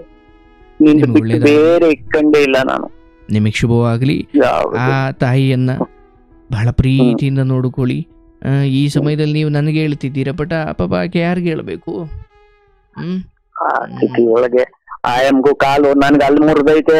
ಆಯಮ್ ಇಲ್ಲಿ ಈ ನೀರಿನ ಜಗ್ತಿ ಎತ್ತಕ್ ಹೋಗಿ ಆಯಮ್ಗೂ ಕಾಲು ಮೊಣಕಾಲಿಗೆ ಸರಿಯಾಗಿ ಆಯಮ್ಗೂ ಮುರಿದು ಬಿಟ್ಟಿತ್ತು. ಆಯಮ್ಮನು ಬೇರೆ ಇಲ್ಲೆಲ್ಲ ಕಾಲ್ ಕಟ್ಟತಕ್ಕ ಆಯಮ್ಮನ್ನ ಹಾಕೊಂಡ್ ಹೋಗಿ ಬೇರೆ ಅಲ್ಲಿಂದಲೇ ವ್ಯವಸ್ಥೆ ಮಾಡಿ ಕಳಿಸ್ತೆ, ಬೇರೆ ಎಲ್ಲೋ ಏನೋ ಮಾಡಿ ಅಲ್ಲಿಂದ ಎಲ್ಲ ಆದ್ರೂ ಏನೇನೋ ಮಾಡಿದೆ ಸ್ವಾಮಿ. ತುಂಬಾ ಐತೆ ಸ್ವಾಮಿ, ತುಂಬಾ. ಇವೆಲ್ಲ ಇದ್ರೊಳಗಾಗಿ ಒಟ್ನೋಗಿ ನನ್ನ ಜೀವದಾನ ಕೊಟ್ಟಿದ್ದ ಮಹಾನುಭಾವ ನೀವು ಒಬ್ಬರು ಬಿಟ್ರೆ ಯಾರಿಂದಲೂ ದೇವ್ರು ಅವನೇ ಸ್ವಾಮಿ. ದೇವ್ರು ನೋಡಿ, ದೇವ್ರು ಅವನೇ, ದೇವ್ರಿಲ್ಲ ಅಂತ ಹೇಳಲ್ಲ. ಆದ್ರೆ ಈಗ ನೀವು ನನಗೆ ಅಂತ ಅಲ್ಲ, ಪ್ರತಿ ಒಬ್ಬರಿಗೂ ಆ ರೂಪ ತೋರಿಸಿ ಈ ದಾರಿಗೆ ಹಿಂಗ್ ಹೋಗ್ರಪ್ಪ, ಈ ದಾರಿಗೆ ಹಿಂಗ್ ಹೋಗ್ರಪ್ಪ, ಇದು ಸರಿ. ಅದ್ರೊಳಗಾಗಿ ಇನ್ನೊಂದು ಎಂತ ಅದ್ಭುತವಾದ ಗುಣ ಸ್ವಾಮಿ. ಇವಾಗ ನಾನ್ ಫೋನ್ ಮಾಡಿದ್ದೀನಿ, ನಾನ್ ಫೋನ್ ಮಾಡಿದ್ರೆ ಬೇರೆ ಏನಾದ್ರು ನನ್ನ ನೀವ್ ಇದ್ ಮಾಡಲ್ಲ, ನನ್ನೇ ಟೀಕೆ ಮಾಡಿ ನೀನು ಸರಿ ಇಲ್ಲ, ಇದು ಸರಿನಾ ತಪ್ಪ ಅಂತ ಅದನ್ನ ಹೇಳ್ತಿರಲ್ಲ. ಫೋನ್ ಮಾಡಿದಾರು ಎಷ್ಟು ಕ್ಲೀನ್ ಆಗಿ ಅವ್ರಿಗೆ ಅರ್ಥೈಸಿ ಹೇಳ್ತಿರಲ್ಲ. ಅದು ದೊಡ್ಡ ಅದ್ಭುತ ಸ್ವಾಮಿ ನೀವು. ಪರಮಾತ್ಮ. ನಾನು ಅಂದ್ಕೊಳ್ತಾ ಇದ್ದೀನಿ, ನಿಮ್ಮ ಮಾಧ್ಯಮ ಜೊತೆ ಮಾತಾಡ್ಬೇಕಾದ್ರೆ ನೀವು ಹೇಳುವ ಮಾತು ಅಥವಾ ನೀವು ನನ್ನಷ್ಟು ದೊಡ್ಡ ಸ್ಥಾನದಲ್ಲಿ ಕೊಟ್ಟ. ಇಲ್ಲ ಸ್ವಾಮಿ, ದೊಡ್ಡ ಸ್ಥಾನ ಅಲ್ಲ, ದೇವ್ರು ದೇವ್ರು ದೊಡ್ಡ ಸ್ಥಾನ ಕೊಟ್ಟಿದ್ದೀರಿ. ಅದು ನಮ್ಮ ಒಳಗಿನ ಆ ಅಂತರಾತ್ಮ ಯಾವುದೇ ಜ್ಞಾನ ತಿಳುವಳಿಕೆ ಚಿಕ್ಕ ಮಗುವಿಂದ ಬಂದರೂ ಸ್ವೀಕಾರ ಮಾಡಬೇಕು ಅನ್ನೋದಕ್ಕೆ ನಿಮ್ಮ ಮನಸ್ಸು ತಯಾರಾಗಿದೆ. ಅದಕ್ಕೆ ನಾನು ಹಾಗೆ ಕಾಣ್ತಾ ಇದ್ದೀನಿ. ಅವನು ಚಿಕ್ಕ ಅಂದ್ಕೊಂಡು ನೀವು ಸುಮ್ಮನೆ ಆಗ್ಬೋದಿತ್ತು. ಆದ್ರೆ ವೀರ್ ವಸಂತರಾಯನಾಗಿ ಹುಟ್ಟು ಬಂದಿದ್ಯೋ ಇಲ್ಲ ಏನಾಗಿ ಹುಟ್ಟು ಬಂದಿದ್ಯೋ, ಇಷ್ಟು ಜನನ ಆ ಅಮ್ಮನಿಗೆ ಸವಾಲ್ ಹಾಕಿ ನಿಲ್ಸಿದ್ದೀರಲ್ ದೇವ್ರಿಗೆ. ಎಷ್ಟು ಸಾವಿರಾರು ಜನ ಹೊರಟೋಗೋರ್ ದೇವ್ರೆ, ಎಷ್ಟು ಜನಕ್ಕೆ ನೀವು ಇದ್ ಮಾಡಿದ್ದೀರಾ. ಇಲ್ಲ ಒಂದ್ ವೇಳೆ ಆತ್ಮ ಯೋಚನೆ ಮಾಡ್ಕೊಂಡಿರ್ಬೇಕೇನೋ, ಇಲ್ಲಿ ಬಂದು ಆ ಕರ್ಮ ಸವಿಬೇಕು, ಅಲ್ಲೇ ಸವಿಲೇಳು ಒಂಬತ್ತಕ್ಕ ಆತ್ಮ ಬಿಟ್ಟನೋ ಏನೋ ಈ ಪರಿಸ್ಥಿತಿ. ಏನೆಲ್ಲಾ ಕರ್ಮಗಳನ್ನೆಲ್ಲ ಸವೆ ಬಡ್ದು ಇಷ್ಟು ಮಾಡ್ತಿದ್ದೀರಲ್ ದೇವ್ರೆ. ಏನೇನ್ ನೋಡ್ಬಿಟ್ರಿ ಲೋಕದ ದೃಷ್ಟಿಯಿಂದ, ಅಯ್ಯೋ ಈ ವ್ಯಕ್ತಿಗೆ ಏನೇನಾಯ್ತಪ್ಪ ಅಂತ ಇರ್ಬೋದು. ಬಟ್ ಕರ್ಮದ ದೃಷ್ಟಿಯಿಂದ ನೀವು ಇಲ್ಲಿ ತಪ್ಪಿಸ್ಕೊಂಡಿದ್ರು ಅಲ್ಲೆಲ್ಲೋ ಆಗೋದಿತ್ತದು. ಭಯಂಕರ ಆಗೋಗ್ಬಿಟ್ಟೈತೆ ಸ್ವಾಮಿ. ಅರ್ನಿ ಬೇರೆ ಆಯ್ತು, ಆ ಇಂಜೆಕ್ಷನ್ ಏನು ಒಳ್ಳೆಯದು. ದೇವ್ರ ವಿಚಾರ, ಪ್ರವಚನಗಳು, ತಿಳುವಳಿಕೆಗಳು ಎಷ್ಟು ಮೌನವಾಗಿರ್ಲಿಕ್ಕೆ ಸಾಧ್ಯವೋ ಅಷ್ಟು. ಅದು ಅದು ಅದು ಅದು ಅದು ಅದೆಲ್ಲ ಹೇಳ್ತಿರಲ್ಲ, ಅವೆಲ್ಲ ನಾನು ಗ್ರಹಿಸ್ತಾ ಇದ್ದೀನಿ ಆಗ್ಲೇ. ಏನು, ನಾನು ಪ್ರತಿ ಸೋಮವಾರ ಒಂದತ್ತಿರ್ತೀನಿ. ನಮ್ಮಪ್ಪ ಅದನ್ನು ಹೇಳಕ್ಕೆ ಟೈಮ್ ಇಲ್ದೆ ಹೇಳಕ್ ಆಗ್ಲಿಲ್ಲ. ನಮ್ಮಪ್ಪ ಅವ್ರು ಹಿಂಗೆ ಹೋಗ್ಬಿಟ್ಟು ಅವರು ಒಂದು ಇದ್ರಾಗೆ ಅವರು ಒಂದು ಬುದ್ಧಿ ಇದಾಗ್ಬಿಟ್ಟು ತೀರ್ಕೊಬಿಟ್ರು. ಯಾತದೋ ಒಂಚೂರು ಸೇವನೆ ಮಾಡ್ಕೊಂಡು ಅವ್ರು ಸತ್ ಹೋಗ್ಬಿಟ್ರು. ತಾಯಿ ನನ್ ತಂಗಿ ಸತ್ತಾಗ ಆಯಮ್ಮ ಒಂಚೂರು ಮೆಂಟ್ಲಾಗೈತೆ. ಆಯಮ್ಮನ್ನ ಕಾಲಿಡ್ದು ಇದ್ ಮಾಡಿರೋ ಆಯಮ್ಮ ಇರಲ್ಲ, ಇನ್ನ ತಾಯಿ ಅವಳೆ ತಾಯಿ. ತಂದೆ ತೀರ್ಕೊಬಿಟ್ರು. ನನ್ಗೆ ಅವರು ಒಂದು ದೇವ್ರೆ ಅಂತಲೇ ನಾನು ನಂಬ್ಕೊಂಡಿದ್ದು. ಆದ್ರೆ ನನ್ನ ಕೈ ಬಿಟ್ಟು ಹೋದ್ರು ಅವರು. ತಾಯಿಗೆ ಮೆಂಟ್ಲು, ಅಯ್ಯಮ್ಮ ಸ್ವಾಧೀನ ಇಲ್ಲ ಬುದ್ಧಿ. ಈಗ ಇಲ್ಲಿ ಕಟ್ಟೆ ಹಾಕಿರೋ ಇರಲ್ಲ ಅಯ್ಯಮ್ಮ, ಸುಮ್ನೆ ಓಡಾಡ್ತಿರದೆ, ಹೋಗ್ತಾ ಇರದೆ, ಎಲ್ಲಿ ಅಂದ್ರಲ್ಲೇ ಹೊರಟೋಗ್ತಿರ್ತೈತೆ. ಏನ್ ಮಾಡಿರೋನು ಏನ್ ಇದ್ರಲ್ಲಿ ಒಬ್ಳೆ ಮಗಳಲ್ಲ. ಸವಿಲಿ ಯಾವುದು ನಿಮ್ಮಿಂದ ಕಟ್ಟಾಕೋದಕ್ಕೆ ಸಾಧ್ಯ ಇದೆಯೋ ಅಥವಾ ಯಾವುದನ್ನ ಹಿಡಿದು ನಿಲ್ಲಿಸೋಕೆ ಸಾಧ್ಯ ಇದೆಯೋ ಒಂದು ಹಂತದವರೆಗೂ ನಿಮಗೆ ಗೊತ್ತಾಗುತ್ತೆ, ಓಕೆ ಇದು ನನ್ನಿಂದ ಸಾಧ್ಯ. ಆದ್ರೆ ಅದನ್ನು ಮೀರದು ಹೋಗ್ತಾ ಇದೆ ಅಂದ್ರೆ ನೀವು ಅದು ಅಡ್ಡ ಹಾಕಬಾರ್ದು.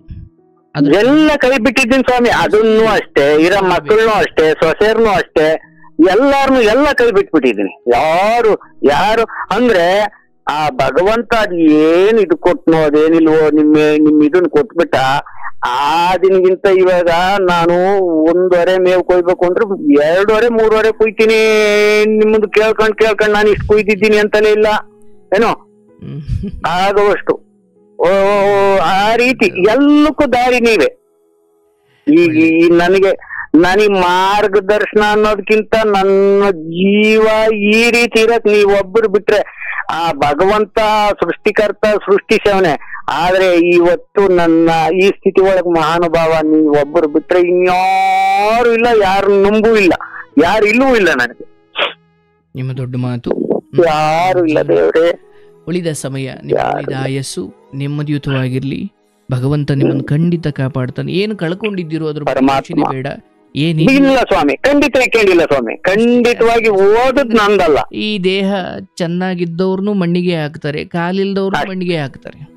ಅಂದ್ರೆ ಒಂದು ಹಂತ ದಾಟಿ ಆದ ಮೇಲೆ ದೇಹ ಅದು ಸುಂದರಿ ಆಗಿರ್ಲಿ ಕುರೂಪಿ ಆಗಿರ್ಲಿ ಅವನ ದೇಹ ಮಣ್ಣಿಗೆ ಹೋಗೋದು. ಆದ್ರೆ ಆ ದೇಹದ ಒಳಗಿರುವ ಈಗ ನೀವೇನು ತಿಳುವಳಿಕೆ ಕಡೆ ಗಮನ ಕೊಟ್ಟಿದ್ದೀರಿ, ಆ ಜ್ಞಾನವನ್ನ ನಿಮ್ಮ ಅಂತರಾತ್ಮ ಗಮನ ಕೊಟ್ಟು ಕೇಳ್ತಾ ಇದೆ, ಈ ಈ ಕರ್ಮ ವಾಸನೆ, ಈ ಸಂಸ್ಕಾರದ ವಾಸನೆ ದೇಹದ ಅಂದರೆ ಸತ್ತ ನಂತರವೂ ಮುಂದೆ ಹೋಗುವುದು ಈ ಸಮಯದಲ್ಲಿ ನಾವು ಯೋಚಿಸುವ ರೀತಿ, ನೋಡುವ ವಿಚಾರ, ಕೇಳುವ ವಿಚಾರ, ನಮ್ಮ ಸಹವಾಸ ಎಂಥದ್ದು, ನಮ್ಮ ಯೋಚನೆ, ಚಿಂತನೆ. ನಾವು ತಿನ್ನೋ ಊಟ ರಾತ್ರಿ ತಿಂತೀವಿ, ಬೆಳಿಗ್ಗೆ ಅದು ಹೊರಟೋಗುತ್ತೆ. ಆದರೆ ಕಣ್ಣಿನ ಮೂಲಕ, ಕಿವಿಯ ಮೂಲಕ ನಾವು ಒಳಗಡೆ ಕಣ್ಣೇನೋ ನೋಡ್ತಾ ಇದೆಯಲ್ಲ, ಅದೂ ಒಳಗಡೆ ಶೇಖರಿಸ್ತಾ ಇದೆ. ಕಿವಿಯೊಳಗಡೆಯಿಂದ ಏನೋ ಕೇಳ್ತಾ ಇದೀವಿ, ಅದು ಒಳ್ಳೇದೋ ಕೆಟ್ಟದ್ದು, ಅದೂ ಒಳಗಡೆ ಶೇಖರಣೆ ಆಗ್ತಾ ಇದೆ.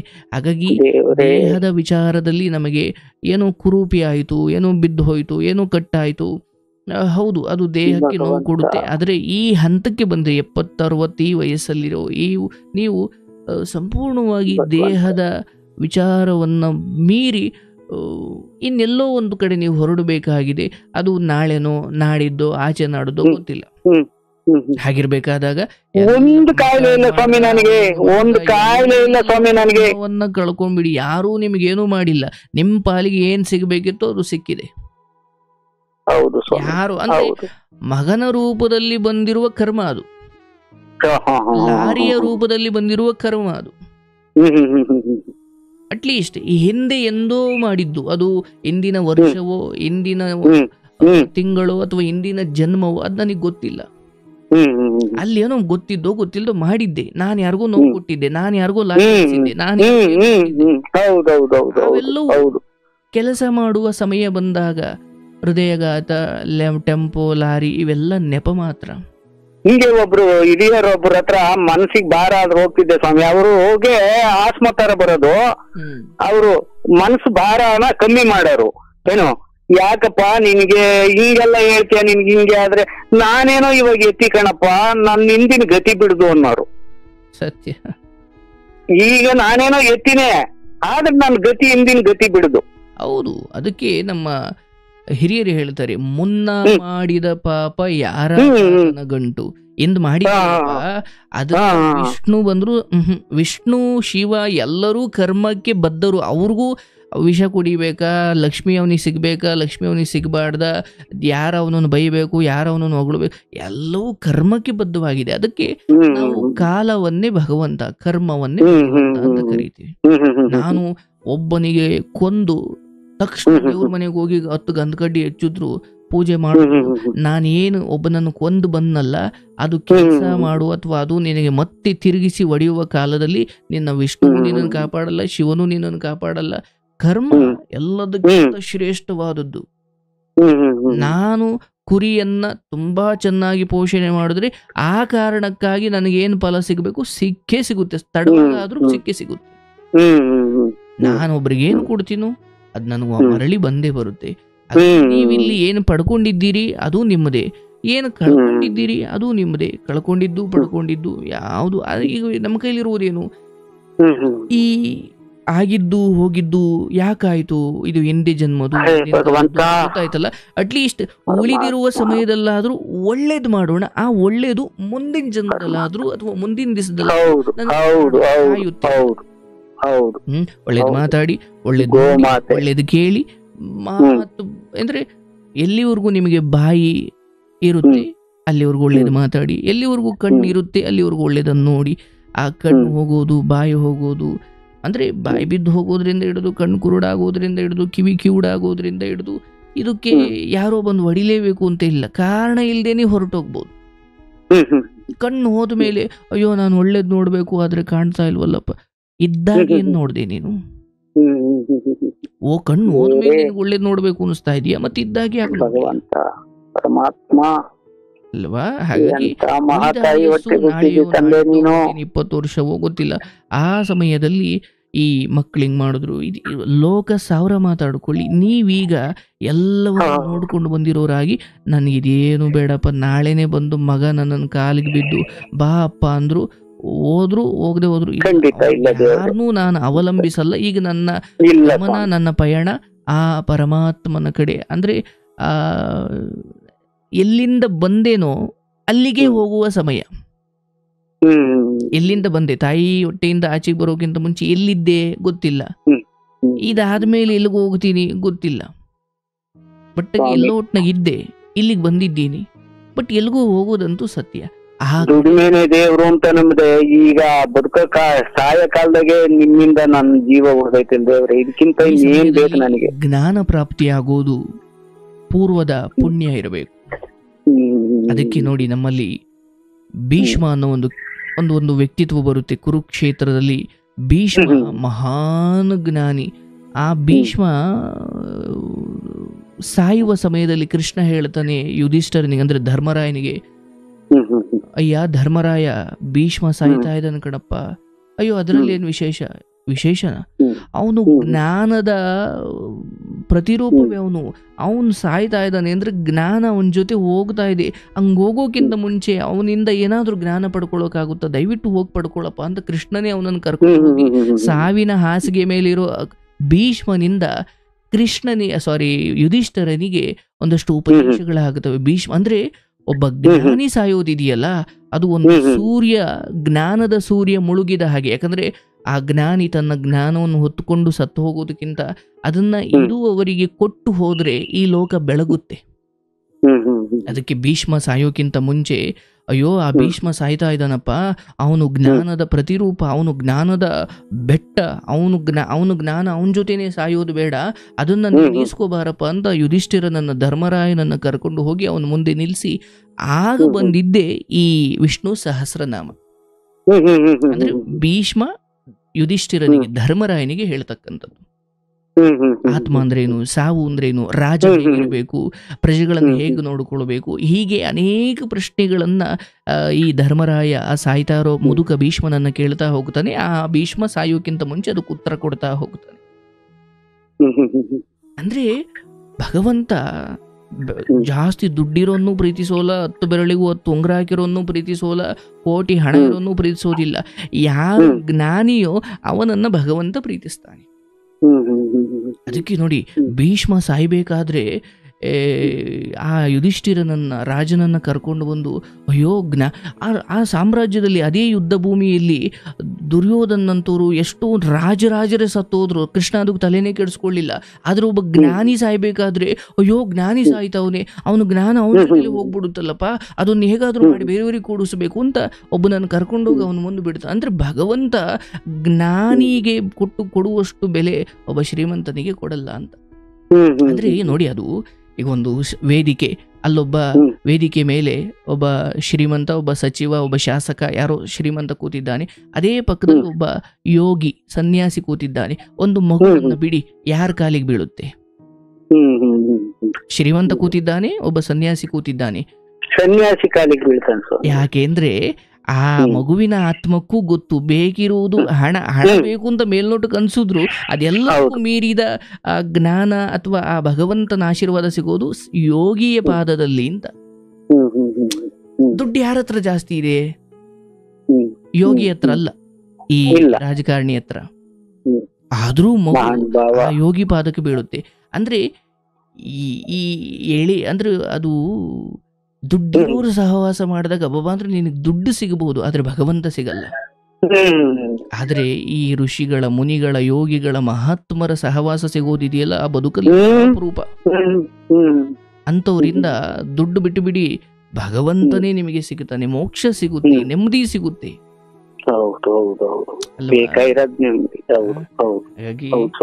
ಸ್ವಾಮಿ ದೇವರೇ, ನಿಮಗೆ ಯಾವ ಸಂದರ್ಭಕ್ಕೆ ಯಾವ ಕತೆ, ಎಷ್ಟು ಕಥೆಗಳು ಹೇಳಿದ್ದೀರಾ ಅಂದ್ರೆ ಆ ಕಥೆಗಳೆಲ್ಲ ಗೊತ್ತಿರೋ ಪ್ರಶ್ನೆ ಒಂದ್ ಕಡೆಗೆ ಬಿಡ್ರಿ ಸ್ವಾಮಿ. ಆ ಒಂದು ಸಂದರ್ಭೋಚಿತವಾಗಿ ಆ ಕಥೆನ ನಿರ್ಮಾಣ ಆಗಿರೋ ಕತೆ ಅದನ್ನ ಹೇಳ್ತಿರಲ್ಲ, ಓಹೋ ಏನ್ ಅದ್ಭುತ ದೇವ್ರೆ ಪರಮಾತ್ಮ. ನಿಮಗೆ ಅದ್ ಎಲ್ಲಿ, ಅದ್ ಹೆಂಗೆ ಬರ್ತದೆ? ಅವರು ತಿರ್ಗಾ ಆ ಕತೆ ಒಳಗೆ ತಿಳ್ಕೊಬಿಡ್ಬೇಕು ಮನುಷ್ಯನ್ಗೆ, ಅಲ್ಲಿಗೆ ನಾಡಿಗೂ ಸೇರ್ಕೊಬಿಡ್ತೈತಲ್ ಸ್ವಾಮಿ ನೀವ್ ಹೇಳ್ತಾ ಇದ್ರೆ. ನಾಡಿಗೂ ಸೇರ್ತೈತ ಆ ಕತೆ. ಅಂದ್ರೆ ಅದಕ್ಕೆ ಅದೇ ಕತೆನೆ, ಬೇರೆ ಕತೆ ಇನ್ನೊಂದು 108 ಇರ್ಬೋದು, ನಿಮ್ಮಲ್ಲಿ 1000 ಕತೆ ಇರ್ಬೋದೇನೋ, ಆದ್ರೆ ಆ ಕತೆ ಅದ್ ಹೆಂಗ್ ಗೊತ್ತದೆ, ಆ ಕತೆನ ಹೆಂಗ್ ಕೊಡ್ತೀರ ಅದಕ್ಕೆ? ಓಹೋ ಏನು ಅದ್ಭುತ, ಅದು ಎಲ್ಲಿ ಬರುತ್ತೆ ದೇವ್ರೆ? ನಾನು ನಂದು ಅಂದ್ಕೊಳ್ತೀನೋ ಆಗ ನನಗೆಲ್ಲವೂ ಬರುತ್ತೆ. ನಿಮ್ಮನ್ನ ನಾನು ಕೇವಲ ಅಯ್ಯೋ ಬಂದಿದ್ದಾರೆ ಮಾತಾಡ್ತಾರೆ ಬಿಡಿ ಎಂದಾಗ ಏನೋ ಹೇಳಿ ಕಳಿಸ್ತೀನಿ. ಬಟ್ ನಿಮ್ಮ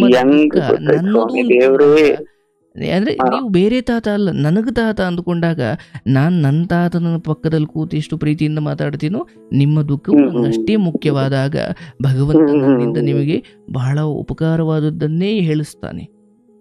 ಅಂದ್ರೆ ನಿಮ್ ದುಃಖ ನಂದು ಅಂದ್ಕೊಂಡಾಗ ಇಲ್ಲಿ ಕೂತು ತುಂಬಾ ಜನ ಬರ್ತಾರೆ, ಅವ್ರ ದುಃಖ ಹೇಳ್ಕೊಳ್ತಾರೆ, ಅಂದ್ರೆ ಅದು ಅವ್ರ ದುಃಖ ಅಲ್ಲ ನಂದು ಅಂದ್ಕೊಂಡಾಗ ನಾನು ಅದನ್ನ ಹೇಗ್ ನೋಡ್ತೀನಿ, ನಾನು ಅವ್ರಿಗೆ ಹೇಳ್ತೀನಿ. ಇದು ಅವ್ರೇನು ಹೇಳ್ತಾರೆ ಅಂದಾಗ ಸುಮ್ಮನೆ ಒಂದೆರಡು ಮಾತಿ ಹೇಳಿ ಕಳಿಸ್ಬೇಕಾಗ, ಯಾವುದೇ ಆದ್ರೂ ಅಷ್ಟೇ. ಅದು ಅಂದ್ರೆ ಇವನಾರವ ಅದಕ್ಕೆ ಹೇಳ್ತಾರಲ್ಲ, ಅವ ನಮ್ಮವ ನಾನು ಅವರನ್ನು ನಮ್ಮವರು ಅಂದ್ಕೊಂಡಾಗ ನೋಡಿ, ಮಗಳದ್ದೋ ಮೊಮ್ಮಗಂದೋ ಏನೋ ದುಃಖ ಬಂದಾಗ ಎಷ್ಟು ಇನ್ವಾಲ್ವ್ ಆಗಿ ಅವ್ರ ದುಃಖ, ಅಯ್ಯೋ ಪಾಪ ಅವ್ರ ಬರ್ತಡೇ ಅಂತೆ ಏನು ಇಲ್ವಂತ ಎಷ್ಟು ಬೇಜಾರಾಗ, ಅಂದ್ರೆ ಅವರ ಬೇಜಾರು ನನಗೆ ಅರ್ಥವಾಗ್ಲಿಕ್ಕೆ ಸಾಧ್ಯವಾಗಿದ್ದೇನಕ್ಕೆ ಅಂದ್ರೆ ಅವ್ರು ನನ್ನೂರು ಅಂತ ನಾನು ಸುಮಾರು ದೇವ್ರೆ ಯಾವ ಹೇಳ್ಲಿಕ್ಕೆ ಅದು ಏನೋ ಅನ್ಕತೆ ದೇವ್ರ ಮುಂದೆ ಅಂದ್ರೆ ನಿಮ್ ಮುಂದೆ ಮಾತಾಡ್ಬೇಕಾದ್ರೆ ಯಾಕೋ ನಾಲಿಗೆ ನನ್ ಶರೀರ ಫುಲ್ ವೈಬ್ರೇಷನ್. ಯಾಕೆಂದ್ರೆ ಎಂದು ಯಾರ ಹತ್ರ ಹಿಂಗ್ ಮಾತಾಡ್ದಾನಲ್ಲ ಅದ್ರೊಳಗೆ ನಿಮ್ಮ ಮುಂದೆ ನಿಂತ್ಕೋಬೇಕಾರೆ ಅಂದ್ರೆ ನಿಂತ್ಕೊಂಡ್ ನಾನೀಗ ನಿಮ್ ಮುಂದೆ ಮಾತಾಡ್ಬೇಕಾರೆ ನನ್ಗೆ ಶರೀರ ಎಲ್ಲ ವೈಬ್ರೇಷನ್ ಬಂದೈತಿ. ಏನ್ ಆಡ್ಬೇಕು ಏನ್ ಬಿಡ್ಬೇಕು, ಒಂದೇ ಒಂದು ಬರೀ ರೂಪಾಯಿ ಒಂದು ಪೈಸದ ಭಾಗನೂ ನಾನು ನೋವು ಹೇಳಿಲ್ಲ ಅಷ್ಟೇ, ಸುಮ್ಮನೆ ಒಂದಿಷ್ಟು ಹೇಳಿದ್ದೀನಿ ಅಷ್ಟೇ. ಅಂತ ಪಡ್ಪಾಟ್ಲು ನಾವು ದೂರ ಮಾಡೋಕೆ ಆಗದೆ ಇರ್ಬೋದು, ಆದ್ರೆ ನಿಮ್ಮ ಮನಸ್ಸಿಗೆ ಶಾಶ್ವತವಾದ ಜ್ಞಾನವನ್ನ ಅಥವಾ ನೆಮ್ಮದಿಯನ್ನ ನೀಡಿ, ಅಂದ್ರೆ ಒಂದು ದಿವಸ ಊಟ ನೋಡಪ್ಪ ಅಲ್ಲಿ ದೇವಸ್ಥಾನಕ್ಕೆ ಹೋಗಪ್ಪ ಅಲ್ಲಿ ನಿನ್ಗೆ ಊಟ ಸಿಗುತ್ತೆ, ಸರಿ ಒಂದ್ ದಿವಸ ಆಯ್ತು. ಬಟ್ ಅನ್ನಕ್ಕೆ ನಾವು ಅನ್ನ ಎಲ್ಲಿ ಸಿಗುತ್ತೆ ಅಂತ ಹೇಳೋದಕ್ಕಿಂತ ಅನ್ನಕ್ಕೆ ದಾರಿ ಮಾಡಿಕೊಡೋದಿದೆಯಲ್ಲ, ಹಾಗೆ ಒಂದು ದಿವಸ ನಾನು ಅವರು ನೆಮ್ಮದಿಯಾಗಿಡೋದಕ್ಕಿಂತ ಇಡೀ ಜೀವನ ಪೂರ್ತಿ ನೆಮ್ಮದಿಯಾಗಿರ್ಲಿಕ್ಕೆ ಏನ್ ಮಾಡ್ಬೇಕು ಅಂತ ಹೇಳೋದಿದೆಯಲ್ಲ. ನಾನು ಇಲ್ಲಿಗೆ ಬಂದವರು ಅವ್ರ ದುಃಖ ಏನಿದೆ ಫೈನ್, ಬಟ್ ಅದಕ್ಕೂ ಮಾತ್ರ ನಾನೇನೋ ಹೇಳಲ್ಲ, ಅವ್ರ ನಾಳೆಗಳು ಹೇಗಿರ್ಬೇಕು ಅಂತ ಪ್ರಯತ್ನ ಮಾಡ್ತೀನಿ. ನಾನೇನು ಅದ್ಭುತವಾಗಿ ಹೇಳ್ತೀನಿ ಅಂತಲ್ಲ, ಅಟ್ಲೀಸ್ಟ್ ಪ್ರಯತ್ನ ಮಾಡ್ತೀನಿ. ಅದ್ಭುತಾನೆ ದೇವ್ರೆ, ಅದ್ಭುತ. ಅದೆಲ್ಲ ನಾವು ಹೋಗ್ಲಿ ಎಷ್ಟು ಆ ಒಂದು ಜನಕ್ಕೆ ಅದನ್ನ ಏನು ಒಳ್ಳೆ ನಾನು ಅದ್ರೆಲ್ಲ ಹಿಂಗೆ ಕೇಳ್ದಾಗ ಹಿಂಗೆ ಹೇಳ್ಬೇಕು ಹಿಂಗ್ ಮಾತಾಡ್ಬೇಕು ಅವ್ರ ಹತ್ರ ಅಂತ ಎಲ್ಲಾ ಕನಸು ಕಾಣೋದು. ಆದ್ರೆ ನನ್ನ ದೃಷ್ಟಿ ಇವತ್ತು ಸಿಕ್ಕೈತೆ ಅದ್ರ ಬಗ್ಗೆ ನನ್ಗೆ ಇನ್ನೇನು ಬೇಡ ದೇವ್ರೆ, ನಾನು ಇವತ್ತಿಗೆ ಇಲ್ಲಿಗೆ ಇದಾದ್ರೂ ಸಾಕು ಅನ್ನೋವಷ್ಟು ನೆಮ್ಮದಿ ಸಿಕ್ಬಿಟ್ಟೈತೆ ನನಗೆ. ಒಳ್ಳೇದಾಗ್ಲಿ ನಿಮ್ಮ ಮಾತು ಅಥವಾ ನೀವು ಹಿರಿಯರಾಗಿ ನನ್ನನ್ನು ಹರಸಿದ ರೀತಿ ನಾನು ಯಾವತ್ತೂ ಮರೆಯಲ್ಲ. ನೀವು ನಿಮ್ಮ ತಾಯಿ ಅಜ್ಜಿ ತಾತ ನೀವು ಈ ನಡ್ಕೊಂಡು ಬೆಂಗಳೂರಿಂದ ನಡ್ಕೊಂಡು ಹೋದ್ದು ಈ ಕೃಷ್ಣನ್ನ ಈ ದೇವಕಿ ಊರಿಗೆ ಬಿಟ್ಟಂತ ಪರಿಸ್ಥಿತಿಗೆ ನೀವು ನಡ್ಕೊಂಡು ಹೋಗಿರೋದು, ಬೆಂಗಳೂರಿಂದ ತುಮಕೂರಿಗೆ ನಡೆದಿರೋದು ಅಂದ್ರೆ ಏನ್ ಅರ್ಥ ಆಯ್ತಾ? ಇದು ನಿಮ್ಮ ಅಜ್ಜಿನಹಳ್ಳಿಗೆ ಓಹೋ ಏನ್ ದೇವ್ರಪ್ಪ ದೇವ್ರು. ಇದನ್ನ ಬಾಯಿಂದ ಯಾವ ಭಗವಂತ ಬಾಯಿ ಕೊಟ್ಟವನೇ ಆಡ್ಬೇಕಾದ್ದೆ ನಿಮ್ಮಂತರ್ನ ನಿಮ್ ಪಾದ ದೇವ್ರೆ ನನಗೆ ಕರೆ ಮಾಡ್ತಾರಿ. ಭಗವಂತ ನಿಮ್ಮನ್ನ ಕೊನೆಗಾಲದಲ್ಲಿ ಖಂಡಿತ ಮಾತಾಡ್ಬೇಕು ನೆಮ್ಮದಿಯಾಗಿರುತ್ತೆ. ನೆಮ್ಮದಿಯಾಗಿ ಊಟ ಮಾಡಿ ನಿದ್ದೆ ಮಾಡಿ ಭಗವಂತನನ್ನ ಸ್ಮರಿಸುತ್ತಾ ಯಾವಾಗ ರಾತ್ರಿ ಎಲ್ಲ ಯಾವಾಗ ನೆಟ್ ಮುಗಿಯೋ ತಕನು ಬಿಡೋದೇ ಇಲ್ಲ. ಬರೀ ಬಿಟ್ರೆ ಬೇರೆ ಇನ್ನೊಂದು ಇಡಲ್ಲ. ಅದ್ ಯಾರು ಎಂತೆಂತವೋ ಅದ್ ಏನೇನೋ ಕತೆಗಳವೆಲ್ಲ ಹೇಳ್ಲಿಕ್ಕೆ ನನ್ ಕತೆನೇ ನಿಮ್ ಮುಂದೆ ಹೇಳಕ್ ಬರ್ತಾ ಇಲ್ಲ ಅಂದ್ರೆ ಇನ್ ಬೇರೆ ಕತೆ ಇನ್ನೆಲ್ಲ ಹೇಳಿದ್ದೇವ್ರೆ ನಾನು. ಖಂಡಿತ ನನ್ನ ಕತೆನ ನಾನ್ ಪಟ್ಟ ಕಷ್ಟನೇ ನಿಮ್ ಹತ್ರ ಹೇಳ್ಕೊಳಕ್ಕೆ ಪೈಸಕ್ಕೂ ಹೇಳಕ್ ಆಗಿಲ್ಲ, ಹೇಳಕ್ ಗೊತ್ತಲೂ ಇಲ್ಲ ಪರಿಸ್ಥಿತಿ. ಹೇಳ್ಬೇಕು ಅಂದ್ರೆ ಸುಮ್ನೆ ಹಿಂಗ ಆಗೋಗಿದ್ದೀನಿ. ನೋವು ಶರೀರ ಎಲ್ಲ ಬರೀ ಏನೋ ಒಂದ್ ದಿವಸ ಇಷ್ಟ ಆಯ್ತು ಒಬ್ಬಿಟ್ಟು ಮಾಡಿಸ್ಕೊಂಡ್ ತಿಂದ್ರಿ, ಇವತ್ತೈತ ಅದು ಇಲ್ಲ. ಹಾಗೆ ಈ ನೋವು ನಲಿವುಗಳು ಹಾಗೆ ದುಃಖ ಸುಖ ಅದೊಂಥರ ಒಂದ್ ದಿವಸ ಇಷ್ಟ ಅಂತ ಒಬ್ಬಿಟ್ಟು ತಿಂದಂಗ ಅದು ಬೆಳಿಗ್ಗೆ ವರ್ಷಕ್ಕೆ ಅದಿರಲ್ಲ. ಹಂಗೆ ದುಃಖ ಬದುಕಿನ ಈ ಅಂದ್ರೆ ಹುಟ್ಟಿನಿಂದ ಮಣ್ಣಿಗೆ ಹೋಗುವಷ್ಟರಲ್ಲಿ ಈ ನಡುವೆ ಬಂದೋಗು ಕೆಲವು ವಿಚಾರ ಅಷ್ಟೇ. ಆದ್ರೆ ಶಾಶ್ವತವಾದದ್ದು ಏನು ಅಂದ್ರೆ ಈ ನೋವು ನಲಿವಿನಿಂದ ಕಲಿಯುವ ಪಾಠ. ನನಗೆಲ್ಲೋ ಈಗ ಚಿಕ್ಕದಾಗಿ ಇಷ್ಟ ಹೇಳಿದ್ದೀರೇನೋ, ಈ ಜನದ್ದೆಲ್ಲ ಕೇಳಿದಾಗ ನನ್ಗೆ ಅಪಾರವಾಗಿ ಸಿಗ್ತೈತೆ ಸ್ವಾಮಿ ನಿಮ್ಮಿಂದ. ಅದ್ಭುತ ಅದ್ಭುತ, ಖಂಡಿತ ಅಪಾರವಾಗಿ ಸಿಗ್ತೈತೆ. ಅಂದ್ರೆ ಅದನ್ನ ನನಗೆ ನನ್ ಕೈಲಿ ಆಗೋದಿಲ್ಲ ಆಗ್ತೈತೆ ಅನ್ನಲ್ಲ, ಅದನ್ನ ಗ್ರಹಿಸೋದೇ ಕೆಲಸ ನನ್ಗದು. ಯಾಕಂದ್ರೆ ಎಲ್ಲ ಬೇರೆಯವ್ರದ್ದು ನನ್ ಕಷ್ಟನೇ ಅಲ್ವೇನ್ ಸ್ವಾಮಿ, ಅವ್ರ ಕಷ್ಟನು. ಸತ್ಯ ಸತ್ಯ ಸತ್ಯ. ನನ್ನ ಇದೆ ಅವರು ಹಾರೈಕೆ ನಮ್ಮ ಅನುಭವ. ಹಿರಿಯರಿದ್ದೀರಿ ನೋಡಿ, ನೀವು ಎಲ್ಲೋ ಇರೋ ನನಗಷ್ಟು ದೊಡ್ಡ ಸ್ಥಾನ ಕೊಟ್ಟಾಗ ಖಂಡಿತ ದೇವರು ಖುಷಿ ಆಗುತ್ತೆ. ಭಗವಂತ ನೋಡಿ, ಭಗವಂತ. ನಿಮ್ಮಂಥವರ ಹೃದಯದಲ್ಲಿ ನಮಗೊಂದು ಸ್ಥಾನ ಸಿಗೋದು, ಅದರಲ್ಲೂ ನೊಂದವರ ಹೃದಯದಲ್ಲಿ ಸ್ಥಾನ ಸಿಗೋದು ಅದು ಭಗವಂತನಿಗೆ ಮಾತ್ರ. ಪರಮಾತ್ಮ ಆ ಭಗವಂತನಾಗಿ ತಂದೆ ನಮ್ಮನ್ನ ಗೌರವಿಸ್ತೀರಾ. ಸೃಷ್ಟಿಕರ್ತ, ಎಂತ ಮಹಾನ್ ಭಾವನ್ ಸೃಷ್ಟಿಸ್ತಪ್ಪ ನೀನು, ಎಂತ ಸೃಷ್ಟಿಸಿದಿಂತ ಮಹಾನೀರೋ ಊರಿಗೆಲ್ಲ ಇಡೀ ಇದಕ್ಕೊಬ್ಬೊಬ್ರಿದ್ರೆ ಎಷ್ಟು ಜನ ಎಷ್ಟು ಬದುಕ್ತಾರೆ, ಹೆಂಗ್ ಜನ ದಾರಿ ಮಾರ್ಗೋ ಹೋಗ್ತಾರೆ ತಂದೆ. ಯಪ್ಪ ಸ್ವಾಮಿ, ಒಳ್ಳೇದಾಗ್ಲಿ ನಿಮಗೆ. ನಾನು ಮತ್ತೆ ಸಿಗ್ತೀನಿ. ನಿಮ್ಮ ಆರೋಗ್ಯ ಚೆನ್ನಾಗಿ ನೋಡ್ಕೊಳ್ಳಿ. ಮತ್ತೆ ಫೋನೆ ಯಾವಾಗಾದ್ರೂ ಮಾಡ್ತೀನಿ ಸ್ವಾಮಿ ನಿಮ್ಮ ಹತ್ರ. ನಾನು ಇದನ್ನ ಹೇಳ್ಕೋಬೇಕು ಅಂದ್ರೆ ಮಾತಾಡ್ಲೇಬೇಕು ಖಂಡಿತ. ಈ ನಂಬರ್ ನಾನು ಸೇವ್ ಮಾಡ್ಕೊಳ್ತೀನಿ. ಒಳ್ಳೇದಾಗ್ಲಿ, ನೆಮ್ಮದಿಯಾಗಿ. ಸ್ವಾಮಿ ನಂಬರ್ ಇದು ಇನ್ನೊಂದು ಬಾಯಾಗಿ ಹೇಳ್ತೀನಿ ಸ್ವಾಮಿ. ಆ ನಂಬರ್ ನಂದು ಇದ್ರಾಗ ಬರಪ್ಪ. ಅವರಿಗೆ ನಿಮ್ ನಂಬರ್ ನ ವಾಟ್ಸಪ್ ಮಾಡ್ಲಿಕ್ಕೆ ಹೇಳಿ. ವಾಟ್ಸಪ್ ಮಾಡ್ಲಿಕ್ಕೆ ಹೇಳಿ ನಿಮ್ ನಂಬರ್. ಇದನ್ನೇನು ನಂಬರ್ ಬೇಡ ಸ್ವಾಮಿ, ಇನ್ನೊಂದು ಬಾಯಿಂದ ಹೇಳ್ಬಿಡ್ತೀನಿ. ಈಗ ಅಲ್ಲಿ ಬರ್ದಕ್ಕ ಬಿಡ್ರಿ ಸ್ವಾಮಿ, ಬಾಯಾಗ ಗೊತ್ತೈತೆ. ಇಲ್ಲ ಬೇಡ, ಅಂದ್ರೆ ಇದು ಕಾರ್ಯಕ್ರಮ ನೇರ ಆಗಿರೋ ಗೊತ್ತಿಲ್ಲ ಸ್ವಾಮಿ. ಸರಿ ಸ್ವಾಮಿ, ಸರಿ ಸ್ವಾಮಿ, ಸ್ವಾಮಿ ಅವರಿಗೆ ಹೇಳಿ. ಒಂದೇ ನಿಮಿಷ ಆಗುತ್ತೆ ಅಷ್ಟೇ. ಅವ್ರಿಗೆ ನಂಬರ್ ನಾನು ಸೇವ್ ಆದ್ರೆ ಸಾಕು. ನಾನು ಆಮೇಲೆ ನಾನು ನಿಮ್ ಸರಿ ಸ್ವಾಮಿ. ಆಯ್ತು ಸ್ವಾಮಿ, ಸ್ವಾಮಿ, ಸ್ವಾಮಿ, ಸ್ವಾಮಿ. ಪಾಪ ನೊಂದಿದ್ದಾರೆ. ಮಕ್ಕಳು ಈ ರೀತಿಯಲ್ಲಿ ಕಡೆಗಾಲದಲ್ಲಿ, ವಯಸ್ಸಾದ ಕಾಲದಲ್ಲಿ ದೂರ ಇಟ್ಟಾಗಲು ಮಕ್ಕಳ ವಿಚಾರವಾಗಿ ತೀರಾ ಕೆಟ್ಟದಾಗಿ ಏನು ಬೈಲಿಲ್ಲ. ನೋಡಿ, ತಂದೆ ತಾಯಿಯಾಗಿ ಮಕ್ಕಳ ಜೀವನ ಚೆನ್ನಾಗಿದ್ರೆ ಸಾಕಪ್ಪ ಅನ್ನುವಂತಹ ಆ ಮನಸ್ಥಿತಿ ಇದೆಯಲ್ಲ, ಅದು ತಂದೆ ತಾಯಿಗೆ ಬಿಟ್ಟರೆ ಬೇರೆಯವ್ರಿಗೆ ಬರ್ಲಿಕ್ಕೆ ಸಾಧ್ಯ ಇಲ್ಲ. ಅದ್ಭುತ. ಮಕ್ಕಳು, ನಾನು ಹೇಳೋದು ಕಡೆಗಾಲದಲ್ಲಾದರೂ ಈ ಮಾತನ್ನು ಹೇಗೋ ದೈವೇಚ್ಛೆಯಿಂದ, ಭಗವಂತನ ಅನುಗ್ರಹದಿಂದ ಈ ಮಾತನ್ನು, ಈ ಕಾರ್ಯಕ್ರಮವನ್ನು ಮಕ್ಕಳು ಯಾರಾದರೂ ಒಬ್ಬರು ಕೇಳಿದ್ರೆ, ನಾನು ಹೇಳೋದು ನಿಮ್ಮ ನಡುವೆ ಏನು ನಡೆದಿದೆಯೋ ನನಗದು ಗೊತ್ತಿಲ್ಲ. ಆದರೆ ವಯಸ್ಸಾದ ಕಾಲದಲ್ಲಿ, ಅದರಲ್ಲೂ ಕಾಲನ್ನು ಮುರ್ಕೊಂಡು ಈ ಸ್ಥಿತಿಯಲ್ಲಿರೋ ತಂದೆ ತಾಯಿ, ಇವರನ್ನು ನೀವು ನಿಮ್ಮ ವೈಯಕ್ತಿಕ ದ್ವೇಷಗಳು ಏನೇ ಇದ್ರೂ ಕೂಡ ಮಕ್ಕಳಾಗಿ ನಿಮ್ಮ ಕರ್ತವ್ಯವನ್ನು ಮಾಡದೇ ಇರೋದು, ನಾನದೊಂದು ಶಾಪ ಅಂತ ಭಾವಿಸಬೇಡಿ. ಅದು ನಿಮಗೂ ಒಳ್ಳೇದಾಗಲ್ಲ. ನೋಡಿ, ಯಾರು ಬರದೆ ಹೋದ್ರು ಈ ಹಿರಿಯರು ಈಗ ಫೋನ್ ಮಾಡಿದ್ರಲ್ಲ, ಅವ್ರಿಗೆ ಬದುಕೋದು ಗೊತ್ತು. ಅವರೆಲ್ಲ ಕಷ್ಟ ನೋಡಿ, ಕಾಲ ಹಂಗಾದ್ರೂ ಕುರಿ ಮೇಯಿಸ್ತೀನಿ, ನಂಗೆ ಸುಮ್ಮ ಕೂತ್ಕೊಳ್ಳೋ ಕಾಲ, ಏನೋ ಒಂದು ಕೆಲಸ ಮಾಡಲೇಬೇಕು, ಹಂಗೆ ಬಂದಿರೋರು, ಅವ್ರಿಗೆ ಬದುಕೋದು ಗೊತ್ತು, ನೀವಿಲ್ಲದೆ ಹೋದ್ರು. ಬಟ್ ನಿಮ್ಮ ಕರ್ಮ ನೀವು ಕಳ್ಕೊಳ್ಳಿ. ಎತ್ತವರನ್ನು ನೋಡ್ಕೊಂಡಪ್ಪ ಅಂತ ಸತ್ತ ಮೇಲೆ ಭಗವಂತ ನಿಮ್ಮನ್ನು ವಿಚಾರಣೆ ಮಾಡಬೇಕಾದಾಗ, ಯಾಕಪ್ಪ ನಿನ್ನ ತಂದೆ ತಾಯಿ ನೋಡ್ಕೊಳ್ಳಿಲ್ಲ ಅಂದರೆ ಏನು ಹೇಳ್ತೀರಪ್ಪ? ನಿಮ್ಮ ಕರ್ತವ್ಯ ನೀವು ಮಾಡಿ. ಕರ್ತವ್ಯ ಅಂದ್ಕೊಂಡು ಮಾಡಿಬಿಡಿ, ಪ್ರೀತಿಯಿಂದ ಮಾಡಿ. ಯಾಕಂದರೆ ಬೈಕೊಂಡು ನೀವು ತಟ್ಟೆ ತುಂಬ ಅನ್ನ ಇಟ್ಕೊಟ್ರು ಆ ಅನ್ನ ಮನುಷ್ಯನಿಗೆ ತೃಪ್ತಿ ಕೊಡಲ್ಲ. ಅದೇ ಬಹಳ ಪ್ರೀತಿಯಿಂದ, ಸತ್ಕಾರದ ಮನೋಭಾವದಲ್ಲಿ ಅವ್ರಿಗೊಂದು 5 ತುತ್ತು ಅನ್ನ ಕೊಟ್ಟರು ಅದರಿಂದ ಹೊಟ್ಟೆ ತುಂಬುತ್ತೆ. ಯಾಕಂದರೆ ತುತ್ತಿನ ಜೊತೆ ಪ್ರೀತಿ ಇದ್ದರೆ ತುತ್ತು ಕಡಿಮೆ ಆದರೂ ಹೊಟ್ಟೆ ತುಂಬುತ್ತೆ. ಅದೇ ತಟ್ಟೆ ತುಂಬ ಅನ್ನ ಇದ್ದು ಬಡಿಸೋರು ಬೈಕೊಂಡು ಬಡಿಸಿದ್ರೆ ಹೊಟ್ಟೆ ತುಂಬೋದು, ಆದರೆ ಮನಸ್ತೃಪ್ತಿ ಆಗಲ್ಲ. ಒಳ್ಳೆಯದಾಗಲಿ.